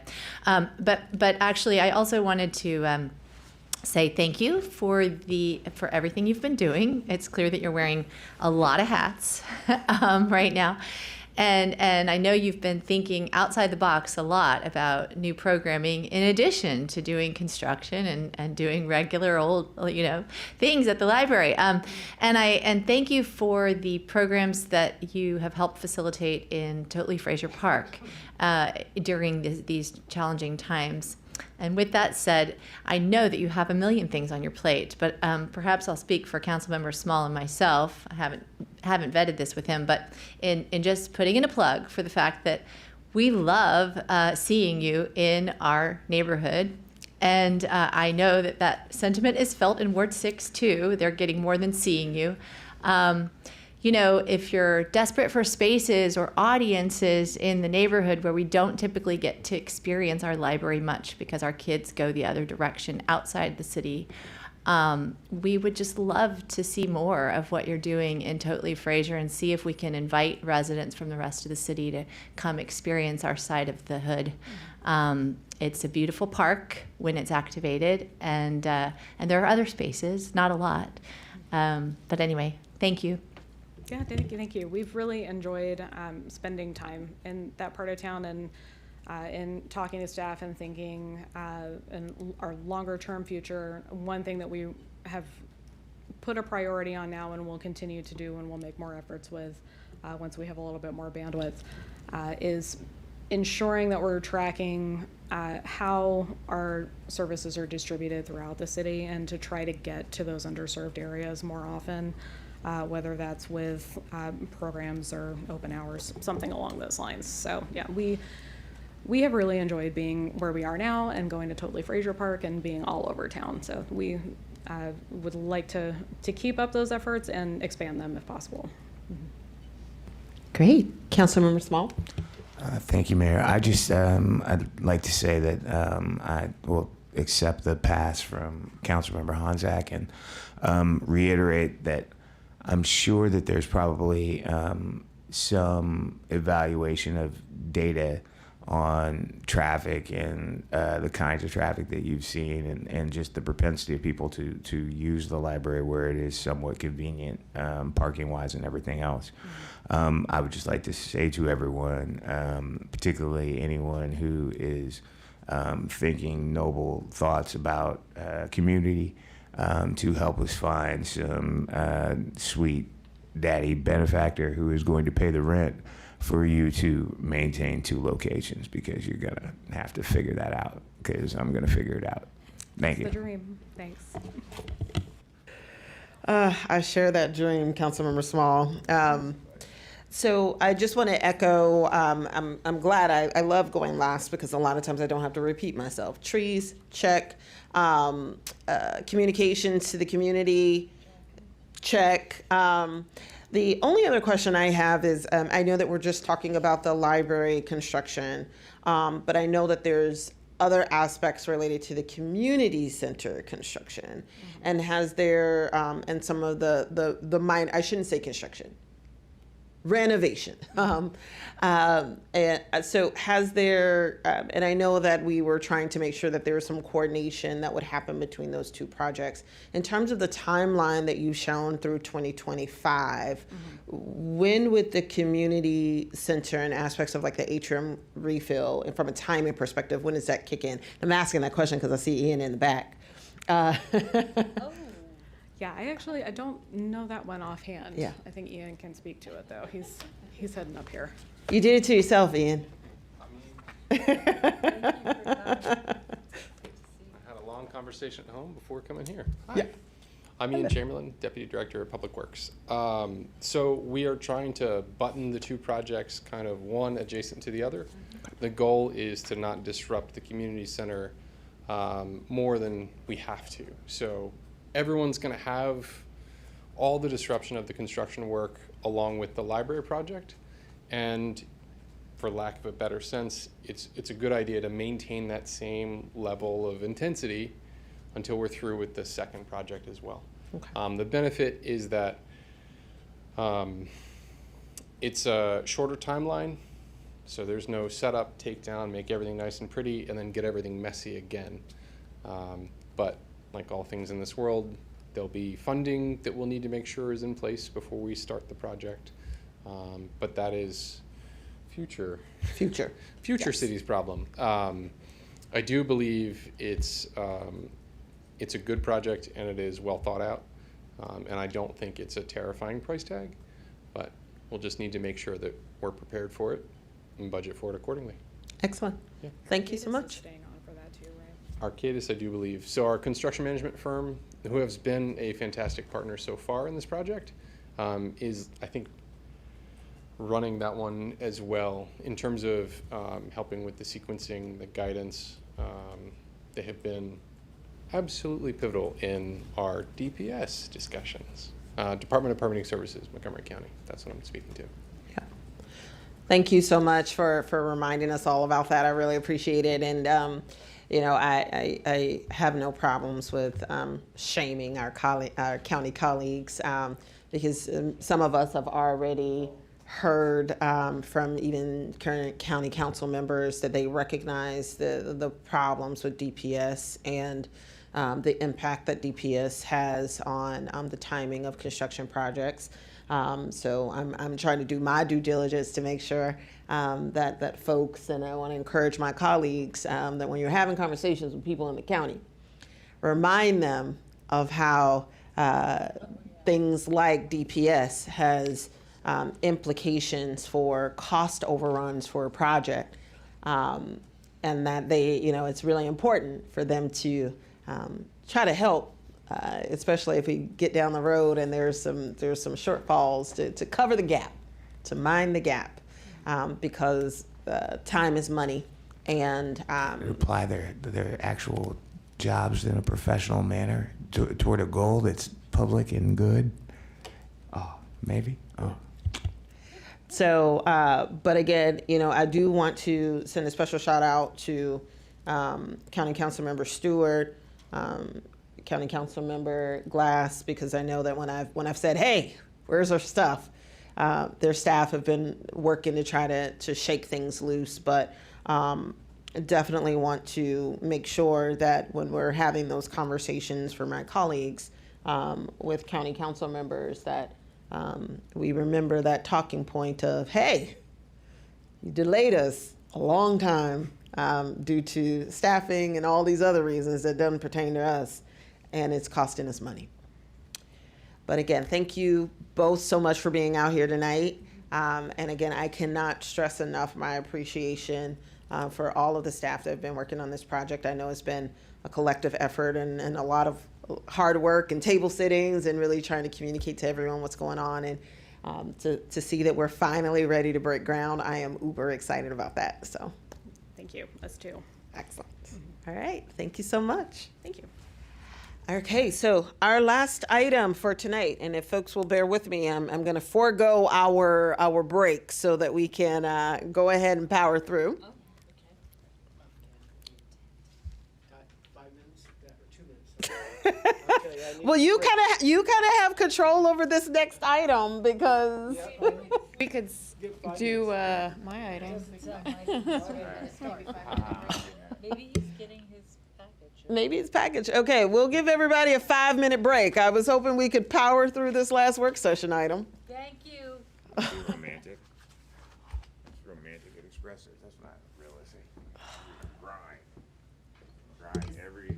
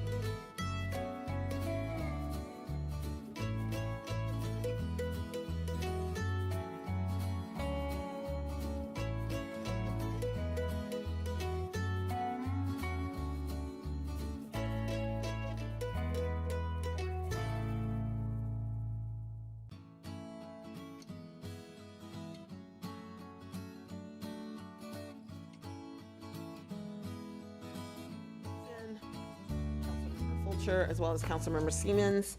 It consists of our Finance Subcommittee. I'm going to turn things over to, I believe, Councilmember Gibson, who's going to walk us through the update. Thank you, thank you. And I call it the Finance Budget Subcommittee, just because we're handling both of those aspects. But I'm going to read just from May 24th. Our City Council passed the resolution 202315, and we are to consider and recommend options to the full council, relevant budgetary best practices of Maryland municipal structures for inclusion in city budgetary preparations, extension of the city's budgetary timetable, and expanded fiscal and programmatic data collection and analysis to support the council's budget deliberations. So the three of us, I'll use familiar terms, Terry, Shana, and I, have been meeting and separated out the tasks. So the sort of the budget timetable section, most of the budget I took the lead on, so that's why I'm speaking. And we have met and had some agreements. But I will share then a couple of documents, which I believe you have. One is a summary basically of the research that I pulled together, which were focused around towns and cities in Maryland that have it started earlier in their budget process. So that's this document, Finance Budget Subcommittee, Budget Calendar, Research, some models. And so I guess the point is that we're not recreating the wheel here. We have some models of other cities and towns that have started their budget process earlier in different ways and at different times. But this identifies those communities, those towns, and I have some links that go back in more depth about what they provide, what they have done. So as you can see, Rockville is the first one I put here, which has begun different budget processes, and I won't read what's on here. We have Mount Rainier, but just say Rockville started in September with some internal work, but in November, the budget, the mayor and council held discussions, and then in December, they had shared results of a budget survey, which I didn't provide a link with, but I will provide later. Which I think it's something that we're going to want to recommend. Again, there are half a dozen or 8 different towns here that have started their budget process earlier than what we have, with recommendations there. In addition, I have a section below, a couple of examples of early community engagement, and I included that because they were a part of this part of their early budget process. And then I end with some GFO recommendations. The General Government Finance, Andrew, help me. I think I've got it written down. Framework, the name of that organization, which is a government financial officers. Government Finance Officers Association, which I found a wealth of information, and I provided one document here, which is a framework that they pulled together in terms of recommended budget practices. All of this frames what basically I think that many of us agreed to is, and which the city is practicing in a large extent. What we're doing tonight and with this recommendation is providing some recommendations and some resources for starting earlier and what those elements of starting earlier are.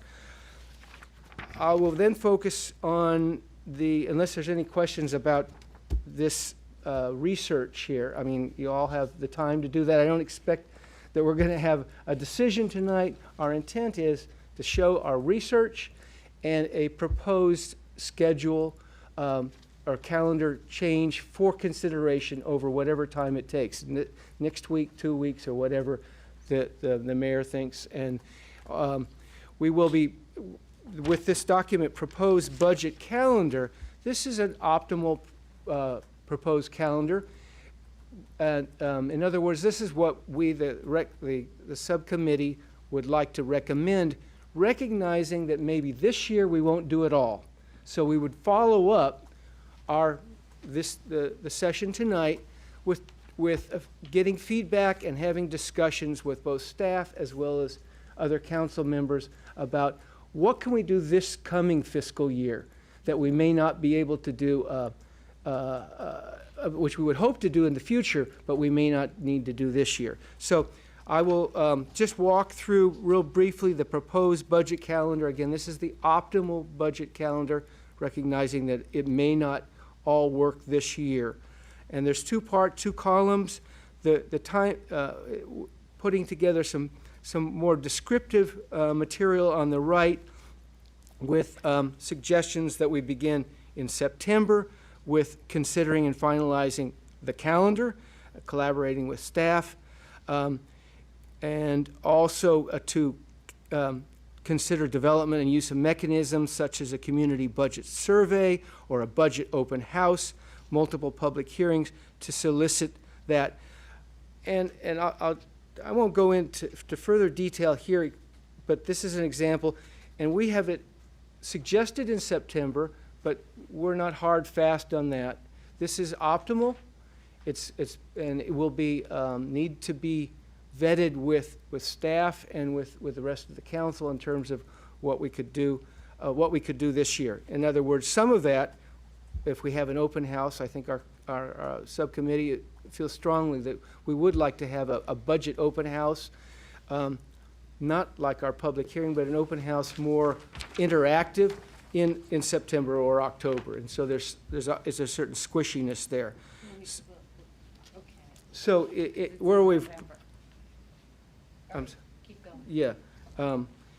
yeah, in November there. I misspoke. Cindy said, yes, in November we had hoped to hold the open house, listening session, like I said, interactive. Anyhow, this is a set of recommendations based on looking at some models of other cities, and we further can discuss it tonight, but I say that a big chunk of our work is to get the feedback from the staff, and we have had discussions already with the staff that we're headed in the right direction is what I'm hearing. And Andrew, would you want to comment at all? Or, excuse me, what are you acting? It's okay. City manager? It's okay. Thank you. So I've been working with the subcommittee on sort of walking through this and providing some of the research materials and what other communities have done. And I really think of it in terms of setting the budget calendar. Having that be a process that council has its touch point on. And then coming back with trying to set a general baseline for what we're looking at in the next fiscal year to the extent that we do have that data available. There are some things we'll have. There'll be some things that, just because we're not starting the fiscal year for another 8 months at that point, 10 months at that point, it's going to be very, very rough estimates. But, things like the amount of property tax revenue we might foresee, we're not going to have that number finalized until much later, but we can take a look at trends and averages and try and have that conversation. Same thing about, we're not settled in our collective bargaining agreements this year, but theoretically having a longer-term collective bargaining agreement that will have, exactly what the COLA and, salary amounts will be for the following year will give council also some planning tools. So that's the purpose of that portion of the process will just be to set a baseline for council in order to then go and have this priorities discussion and the community feedback portion of the plan. And then following that will give staff the information once council sort of sets what their goals and priorities are for the budget. When we go back and have conversations with department heads, we then have very clear guidance into what council is looking for, what the community is interested in seeing in the next year's budget. So yes, to answer your pass up, I think that's the general concept that I think makes a lot of sense for staff. It will provide us with some some assistance as we go through the budgeting process, and then the details of what that sort of community and council outreach are some of the things that we'll have to flesh out, and particularly if we're doing it this year. Thank you.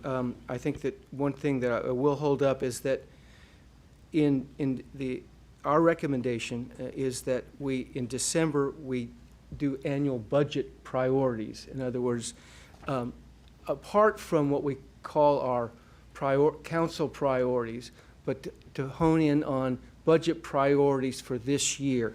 And that would be informed in part by an open house earlier, getting the community's input, but that we would set those budget priorities and we would recommend budget rate scenarios. In other words, my experience with our past budget was that we found out sometime in January what the city manager had wanted as a scenarios. Instead, we would try and set some scenarios for flat, 2%, 3%, whatever, that would be what we would try and do to give staff clearer guidance on what we're looking for. So those are two big pieces that are different in timing and in some sense different from what we've done in the past, at least done this the 1 year that I've been involved. So I'll leave it at that and have any questions. Councilmember Small? Thank you, Mayor. I just want to say I appreciate the fact that we are making an effort as a council to try to, if not codify, at least get on paper at least a timeline whereby some expectations of information can be delivered. I would like to say though a couple of things about this at this particular stage. One of them is related to November, and then one of them is also related to April, I believe. And that is the stakeholder groups portions of this, and then and public engagement in November, and then returning to such a concept in April with workshops to review and refine the draft budget in detail with city staff members considering policy implications, strategic priorities, and community feedback. These workshops will give adequate opportunities for public comments on the draft. I'd just like to say that I'm exceedingly resistant in the desire to turn over the legislative responsibilities of this body to the community in a way that could potentially muddle the process as opposed to making it more linear. I'm not against the concept of having some open discussions about these things, but I would say, based on my experience, my own personal experience in having done 4 budgets, 5 budgets now, that there are some legal requirements that come from the state that are very specific about the way you speak about these things and when things are open. If we're going to expand the number of opportunities based on what is required by the state, I would like it if that was a component part of the conversation. And I would also say that in broad strokes, there are some severe complexities about the way our budget is organized and the, let's say, mechanical nature of spending that make it very difficult at the stage in April, let's say, to have a bunch of different sorts of extreme opinions about something that is now basically in the budget. And so I do want to say, again, given my extreme reticence about the political processes associated with trying to get something done here, that I would rather the individual members of this council take on an obligation to educate their residents on the decisions that are being made, as opposed to having continued public excoriations about things that people don't understand. Question back to Uh, Councilmember Small. Councilmember Fulcher. So just, I want to make sure that I understand, Councilmember Small. Are you comfortable with the feedback coming from the public in November rather than April? Oh yeah, I think November makes a lot of sense, but I think to yeah. reopen the process at the point at which we are supposed to be making a decision and cutting money by line seems a little extreme. Thank you for clarifying. I appreciate it. Councilmember DeBala. Yeah, thank you. A few things. So first, in the resolution, it lists a few things. So I just wanted to understand. So you all decided to start with the budget schedule, which makes sense. And so does that mean that somebody else is looking at the equipment and vehicle replacement stuff, or is that a task you're going to take on later? I can answer that real quick. Okay. We looked at it as 3 different chunks. Right. And so Randy was taking care of the last chunk. Okay. I'm in the middle, and Terry's at the top. Okay, that answers that. To the schedule, because I've done some of the similar, it was a while ago, but I did some of the same online research. And I like the merging of the budget process and the priorities process. That totally makes sense to me. But in some of the places here where you all use the word budget, do you really mean the priorities? So for example, hold budget open house and listening sessions, do you mean there is no budget to hold, there's no budget to comment on? So are you actually talking about priorities, which is great if you are? I'm just trying to get some clarity here. Yeah, good point. I think that at this point, this is about the budget priorities. Now, it's also, there's this balancing act, which I think will do a little bit of education about what budgeting does. Okay. And I'm not sure the timing on that, but no, good point. This would be budget priorities. Again, it would be used to inform our Sure. budget priorities. And I talked a little bit with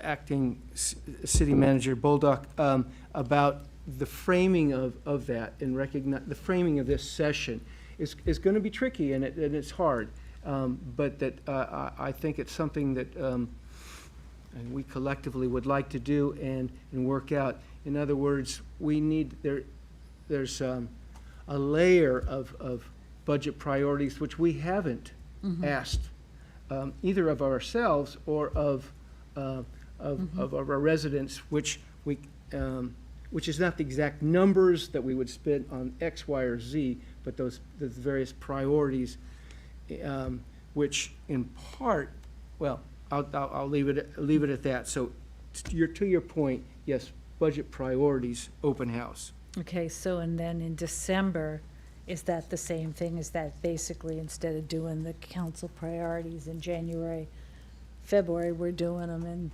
December and being a little more clear about their budget implications? Is that the gist of it? There's 2 items on December. Which one are you Yes, talking about? the first The half. the first one is having to do, again, this is when we have new council members. to No, get- I'm sorry.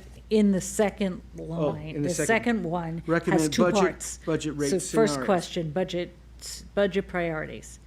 So is that essentially the Yes. council priorities with a little more attention to how much they cost? And also doing them doing them in December, not January, February. Is that what that Well, means? I think we need to we're still trying to figure out what exactly it does mean, because what we haven't, I don't have experience of us doing budget priorities until we got down to reconciliation. So it's a earlier stage of looking at our what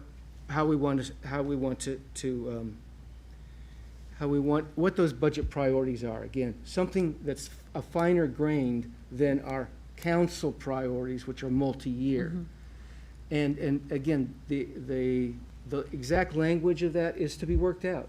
I really don't know, and I don't, Shana, would you have any thoughts in terms of how you would see that? No, I think you're right that it's looking at, we can't do everything every year. So what are the priorities for that year within the budget, right? Right, I think the use of the word budget without any modifiers confuses it a little. So I think I get it now. And I will then- say, Councilmember Siemens is watching. All right. And texting.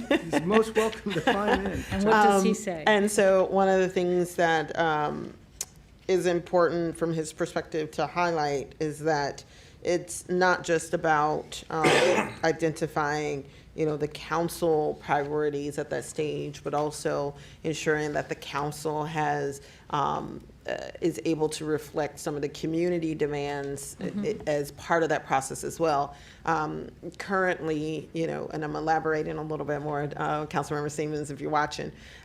Currently, when we're developing our priorities, the process entails whoever happens to show up to offer feedback on the priorities themselves, but not necessarily being able to take that community feedback and incorporate it in a way that would ensure that we're not only meeting the priorities from the council's perspective for the city, but incorporating the thoughts that the community has that have been conveyed, and all of that is wrapped in together. Absolutely. Okay, and so then I think my last question is, what do you mean by budget rate scenarios? Do you mean do you mean budget percentages? Do you mean tax rates? What do you mean? What I meant by that was what I referred to that we had, City Manager Fox informed us in January of basically tax rate scenarios. I think he said 2%, something like that. So it's another, to that level of detail. We don't know all of we haven't gotten all the information to know what how much the dollar figure is, but how much increase, how much decrease. We probably have enough information to give some guidance on how much of an increase, decrease, or flat we would want to have. So this is the one place where I'd like to put out another way of looking at this to think about. So leading with the tax rate, when the tax rate is only about half of our revenue, might not be the best way to think about it. Leading with what do we need and how much does it cost, and then where are we going to get the money? Can we afford it? Makes more sense to me. So I'm just suggesting another way of looking at that. Yeah, and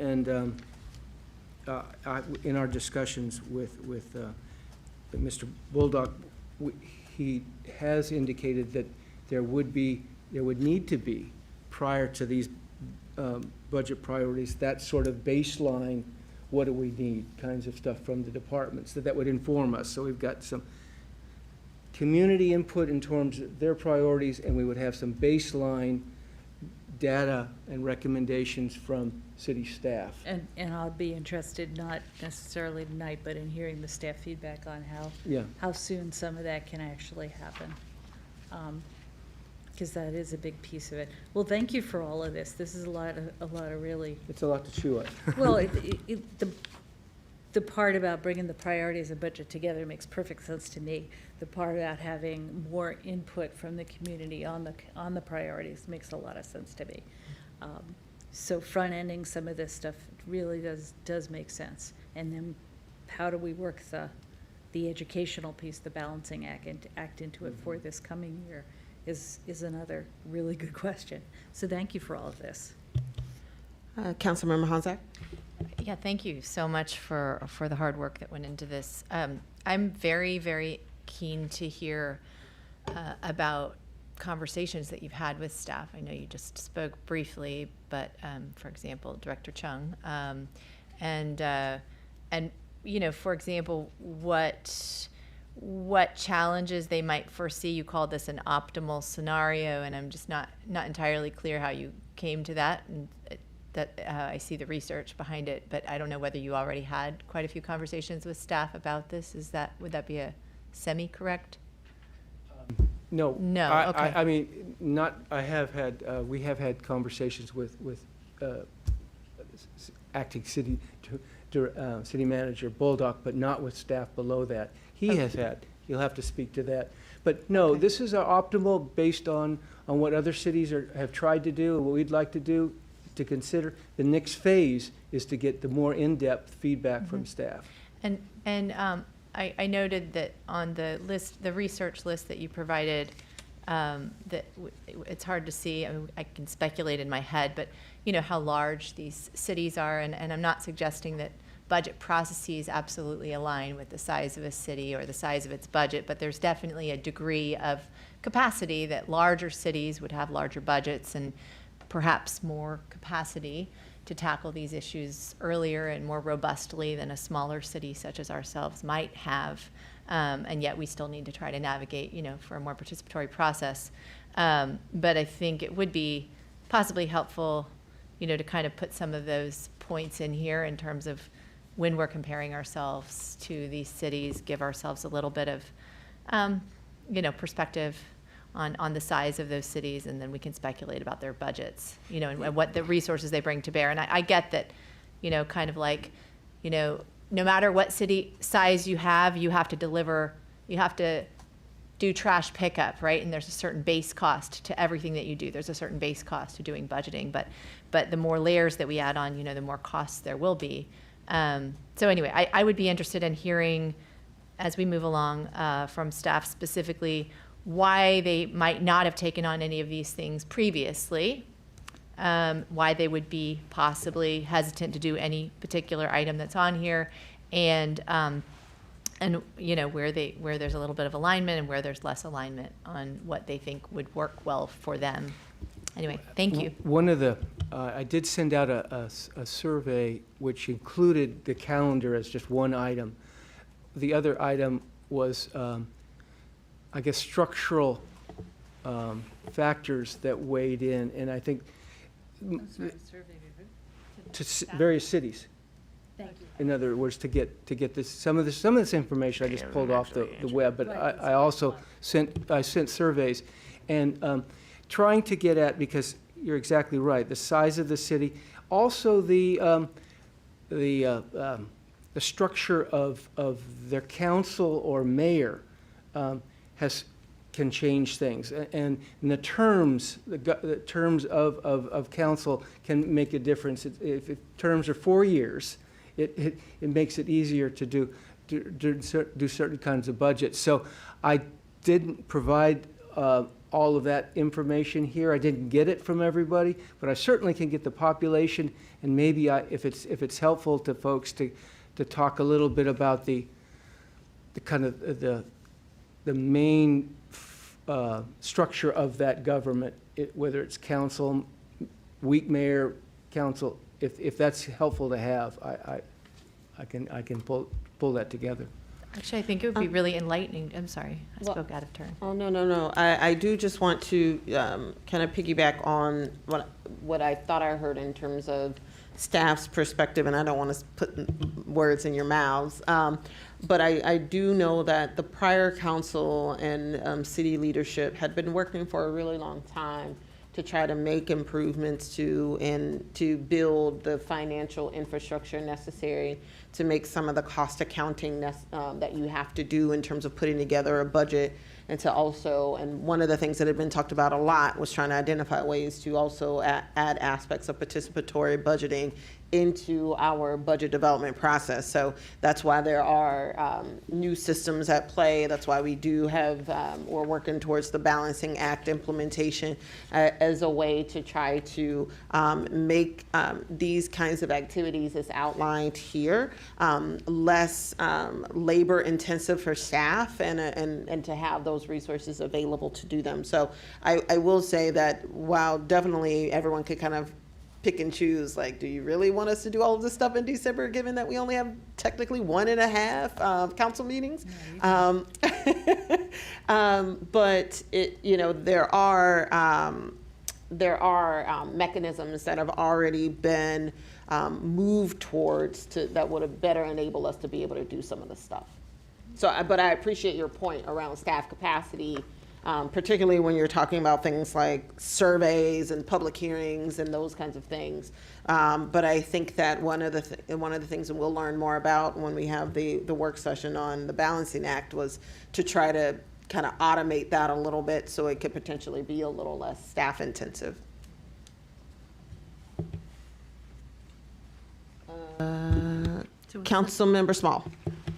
Yes, thank you, Mayor. I just did want to reiterate that I'm not above or distinguishing myself from the prospect of taking a firm look at what we spend the money on in this city. I am only concerned about the fact that because it is the money and it has laws that are specifically associated with it, that we do those things by the book in the context of this document. And so a couple of things that I would note here would just be that on the date that we get the constant yield rate, and then also whatever the official formal budget hearing is that's required under the statute, because it's formally sort of a different thing than having a bunch of listening sessions. So I'd like to make sure that was more highlighted in this process. And then I would also, well, no, it's there, but I'd just like to say, like having the formal, like, this is the hearing that is required by law, and then whatever else we do. As an organizing principle, I think is slightly different than layering on a new map, so to speak. And that's all I'm trying to say. Yeah, I actually agree with Councilmember Small on this. So when we're looking at April, for example, we're saying public hearings in plural, but that's different from the required public hearings that we would have to have. And so if the subcommittee is thinking no, that we're actually just talking about the required public hearing that we need to have, and we're not talking about additional public hearings, that's really helpful, because and how that may be different from what would happen in November. Yeah, because I'm certain that if we had the formal hearing and then we had the formal, because usually do them together because you have to explain how the tax rate goes in the budget or whatever. After we did that, I don't mean to imply another quote unquote bite at the apple or anything, but it does seem to me like by the time we get to the point and we're presenting a budget for hearing, and we were listening to what the community has to say about the budget that we have presented, there is, to some degree, a degree of finality in that. It can be augmented, but you're not going to throw that baby out with the bathwater, is all I'm saying. And so I'm reticent about that extra stuff being too articulated and having an unreasonable expectation about process. Right. And I'm going to pick up on that point, Councilmember Small, in terms of my feedback with the overall schedule. I mean, first, I want to thank everyone for working on this. It's really, I can't stress enough that it's really important for us to start earlier, establish the necessary priorities, understand what it is the community would like to see, because that then provides the necessary direction to staff so that as they are working through their portfolio of projects and estimating costs, they kind of know where to focus, right? I know Councilmember Gibson, you had mentioned where prior City Manager Fox had talked about they went through this exercise of the 2% versus the 3%. But for them, it was more around like what types of projects, if we have a whole swimming pool full of priorities, right? Staff are going to do what we asked them to do, which is come up with a whole bunch of projects about a whole bunch of stuff, right? And so there has to be some internal exercises that they have to take to try to streamline that down a little bit to make it a reasonable budget. But I think that if we can do our due diligence in terms of establishing clear priorities for the council and hearing from the community earlier, then we can have a tighter list of priorities that we want the budget to focus on. That sends the message to staff. That then gets us a tighter budget that's a little bit closer to where we want to be when we view it for the first time. So I do want to just kind of highlight a couple of things practically. For September, I think, council considering the development or working with staff in terms of what the needs are for the community engagement piece, I think is pretty important. I would encourage the subcommittee to kind of have conversations with staff regarding budget open houses and or multiple public hearings. And I don't think it's, and you all correct me if I'm wrong, I don't think that this is about doing this in September, but instead making sure that the council is knowing what we kind of want to see happen later in that process in like November. Considered development, yes. Yep. It isn't expected to happen there, yeah. But I do think that it may be helpful for us to make sure that, we're working with staff in terms of that differentiation between an open house versus the hearings, which per Councilmember Small's point, the hearings typically happen later in the process and the statutory things, which is different from, how we may ultimately want to have these listening sessions with residents that are currently noted for November.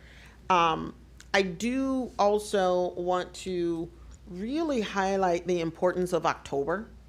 I know sometimes people want to like mentally glaze over when you're actually talking about the ACFR, is that the new name for it?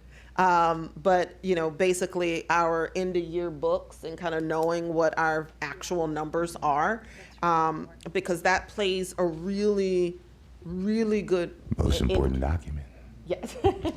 That provides a really good indicator in terms of where we stand in terms of our budget, in terms of our reserves and the like. So I think that point is here, and I appreciate that you all have done that.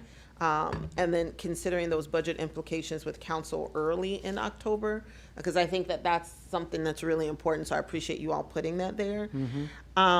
The November piece,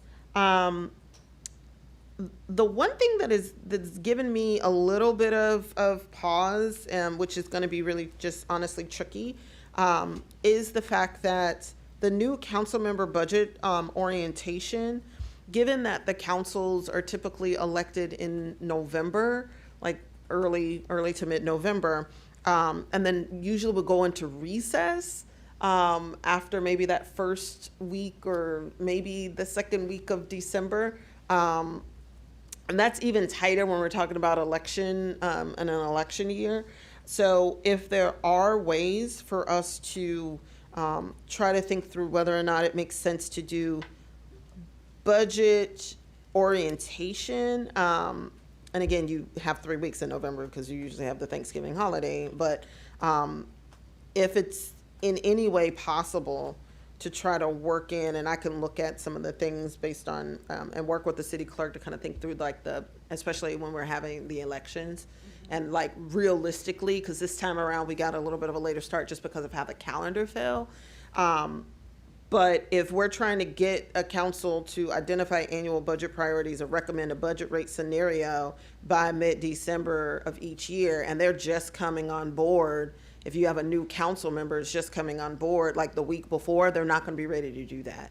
So, yeah, so they're not going to be able to do that. So you would at least want to make, and then keeping in mind that for typically December is a half month. So there may be a real need to think about any kind of new council orientations, given the bump up of the scheduling in November, if possible, to kind of give folks a little bit more of a lead. And then also identifying annual budget priorities and recommending by mid-December. That would mean that in order to make that happen, that would mean those kinds of discussions would need to probably start happening in November. Which in an election year is going to be really hard. But if you're not in an election year, you could mid-November through potentially the last week of, or the second week of December is when you would perhaps need to be able to have the council that would have like at least three meetings to be able to have some of these conversations. Otherwise, you're not going to really be able to do it. So I would encourage the subcommittee to kind of think through some of those components. And again, it's different when we're in an election year versus when we're in a standard kind of process. Another big piece, I mean, I appreciate the fact that we are giving staff half of December, January, and aspects of February. But when I'm looking at the April and the May, and you're just getting the budget in that first week of April, it feels still really tight. So it means that you still only have about 8 weeks to get your recommended budget in. People need to review it. There needs to be conversations around the budget and the work sessions and the like. So that gives you very few weeks. So we may want to see how January, February, like what can we do to Talisha, can I just say, Yeah. part of the, particularly the stuff that the staff does later in the year, I took it from what was recommended for this year. In other words, I didn't change anything. That was, so. Right, but unfortunately, this year, we were really late. Well, this wasn't, it didn't take place. This was Yeah. recommended. I was trying to sort out, and didn't have time to Yeah. get together what we actually did this year. But this is what was recommended. I don't think any of us are wedded to this, but this is what the city had recommended for this past year. Yeah. No, that's helpful. It was out of this document here. Yeah. that, But I think the 8-week cycle, because again, that was pretty close to what we had before this year, right? So I guess the question for colleagues Yeah. is 8 weeks, you gotta turn this budget around, right? Based on this. And I don't wanna speak for newer folks, but I recognize that that was a tight meeting, multiple meetings. Councilmember Honzak? Yeah, I think I'm hearing a few things that are making me think as a new council person, and part of this was instigated by some new council members' desires in addition to previous existing ideas, that I wonder if there are some specific ideas that might emerge from the subcommittee or from the larger council here about how we might pre-onboard orient candidates. Since we have, and I was actually thinking this when Council Member Gibson, you said, it's interesting that actually when you look at terms of councils, that has a big influence on the processes that they choose. We have very short terms, really, probably compared to some others. We used to have, I think, 3 years. It feels long when you're on it, right? But yeah, but that said, if every other year we're going through this process, it's that's really tricky. So if there are strategic moments where if we were to bring in all the candidates very purposefully and say, obviously we can't compel you to be a part of such and such session, But this is a strategic moment for you to be engaged with the city if you're really a serious candidate. And the nominations took place in September. So candidates should be aware by that point. I mean, one would think, but I can say because I sat in the audience a few times, there weren't a lot of candidates, or maybe they were online. But not everybody was participating, and it's a lot of time commitment to do it for every session. But if we were strategic about it and really said, hey, these are the pivot points that would have made a big difference in our more recent experience coming in, I think it could make a really big difference to start wrapping your head not only around the priorities that you're hearing coming from the community as you're campaigning, but thinking very seriously about your number one duty as a council member, which is to focus on budget. Mm-hmm. So I don't know if the subcommittee in your further work might consider putting some of that in here. I'm noting it. We will talk about it, but I wanted to get back to the mayor's comment about the 8 weeks that it's tight. Now, I guess it would be partially made easier because we would have started earlier, and then we'd be more familiar with it. It's still be tight, and again, none of us are necessarily wedded that if it could be done earlier than April, sure. I mean, I'm just, again, we took what was recommended for this past year, and then with the addition of work in the prior calendar year, we thought we'd have a better chance at hitting on it. But you've been through many more budget processes than I, and 8 weeks is not enough. Maybe we need 10 weeks. I would defer to your recommendation on this. I mean, you know, the big thing that everyone should keep in mind is that typically during the budget cycle, you have multiple meetings a week. Yeah. So you're meeting on typically like Mondays and Wednesdays. You have work sessions, and then you have your meetings. So, I mean, I will say there is, and I think maybe this question is for our budget staff, right? Because then they, you know, according to Susan's, she had put together this wonderful like calendar before that was very helpful in terms of logistically, how much time do staff need after we pass a resolution to process a budget and get it where it needs to go to officially say we have a budget, right?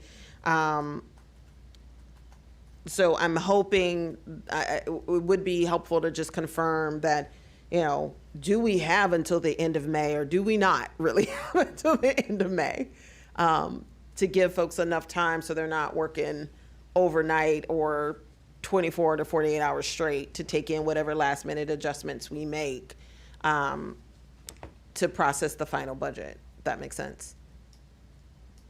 Yeah, and I would just say on the early budget, on the budget development side with staff, before the city manager presents an overall budget, I think that there are certainly some efficiencies that we can have, you know, this year in this process, and this past year was certainly shortened for a number of reasons, and condensed and had some special challenges to it. But I think sorry, I lost my train of thought for a second. Let me see if I can get it back. So when we're developing the budget with staff, one of the things that I think was a big lift this year is our budget book process. Mm-hmm. So it just something like that, trying to get to that sort of initial tight deadline, is the sort of thing that has late night. You know, it gives us a lot of late nights, and so if there's a way, you know, so there could end up being a trade-off if you cut into that period of time. The total amount of information that you all have and the materials that you all have may not be as robust as they've been in the past, and that can be a part of the ongoing conversation. Certainly, as you know, if individual department heads, when they engage in presenting the budget, you know, that can sort of continue to be developed over time. And I also think 8 to 10 weeks for council deliberation of a budget is a pretty good chunk of time. I know it felt very tight this round. But I think if there's a lot of pre-work that goes into it, November, December, that I would hope could condense the amount of time that it takes. So. Yeah, and I think that's really helpful. Thank you. And I hear what Councilmember Gibson is saying. If we are successful in figuring out how to get that community engagement earlier in the process, and we are able to kind of make sure at least when someone gets sworn in, they at least have a base understanding of the budget.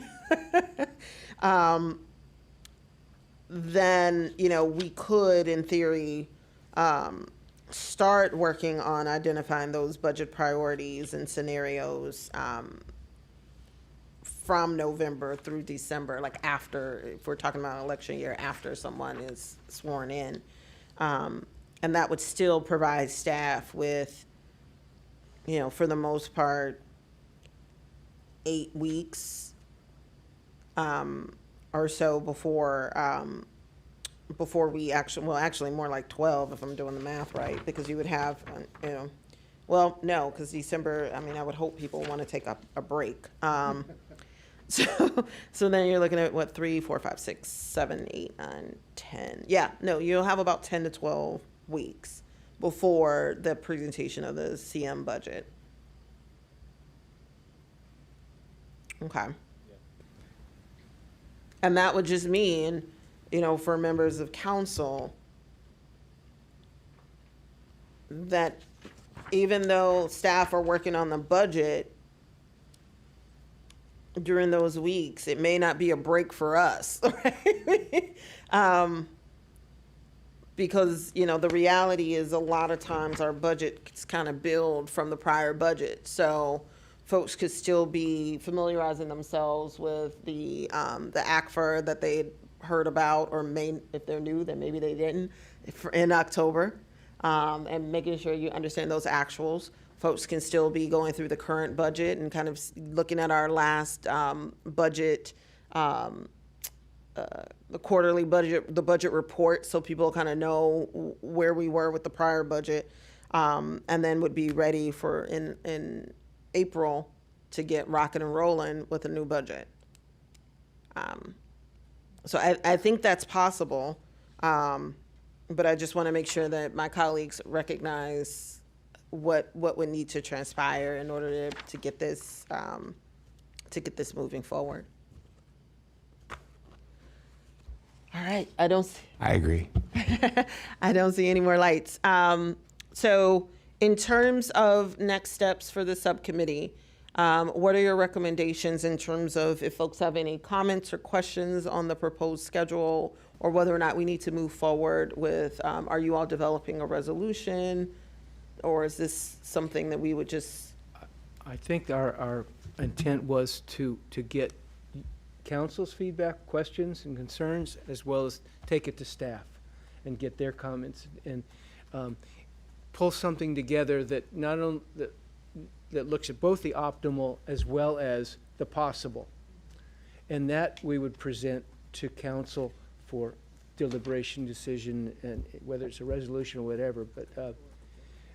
But we need to move quickly on this. So questions could go to me and maybe if that's I'll share it with the rest of the committee, and then I would work with Andrew here in terms of working with staff if that works out all right, and also, well, I don't need to do it alone. The subcommittee can meet with Andrew. Yep, that sounds like a great plan. So if folks have any comments on the proposed calendar, you can send them to Councilmember Gibson and just copy the rest of the, I want to make sure I'm keeping it to 3. Councilmember Gibson and our acting deputy city manager.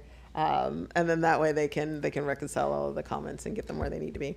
Let me say that the comments tonight have been really helpful. The questions have been raised. I mean, we're digging into new territory. It's certainly new territory for me, but it's been helpful, and I feel like we're making progress. You are. Well, thank you all to the folks on the subcommittee for your hard work and on moving us forward in this regard. I know that this has been something that has been a problem for a while, and I appreciate you all's hard work. And with that, we are actually done before 10:30 tonight. Motion to get out of here? So Excellent. moved. Thank you all so much. Everyone have a great night.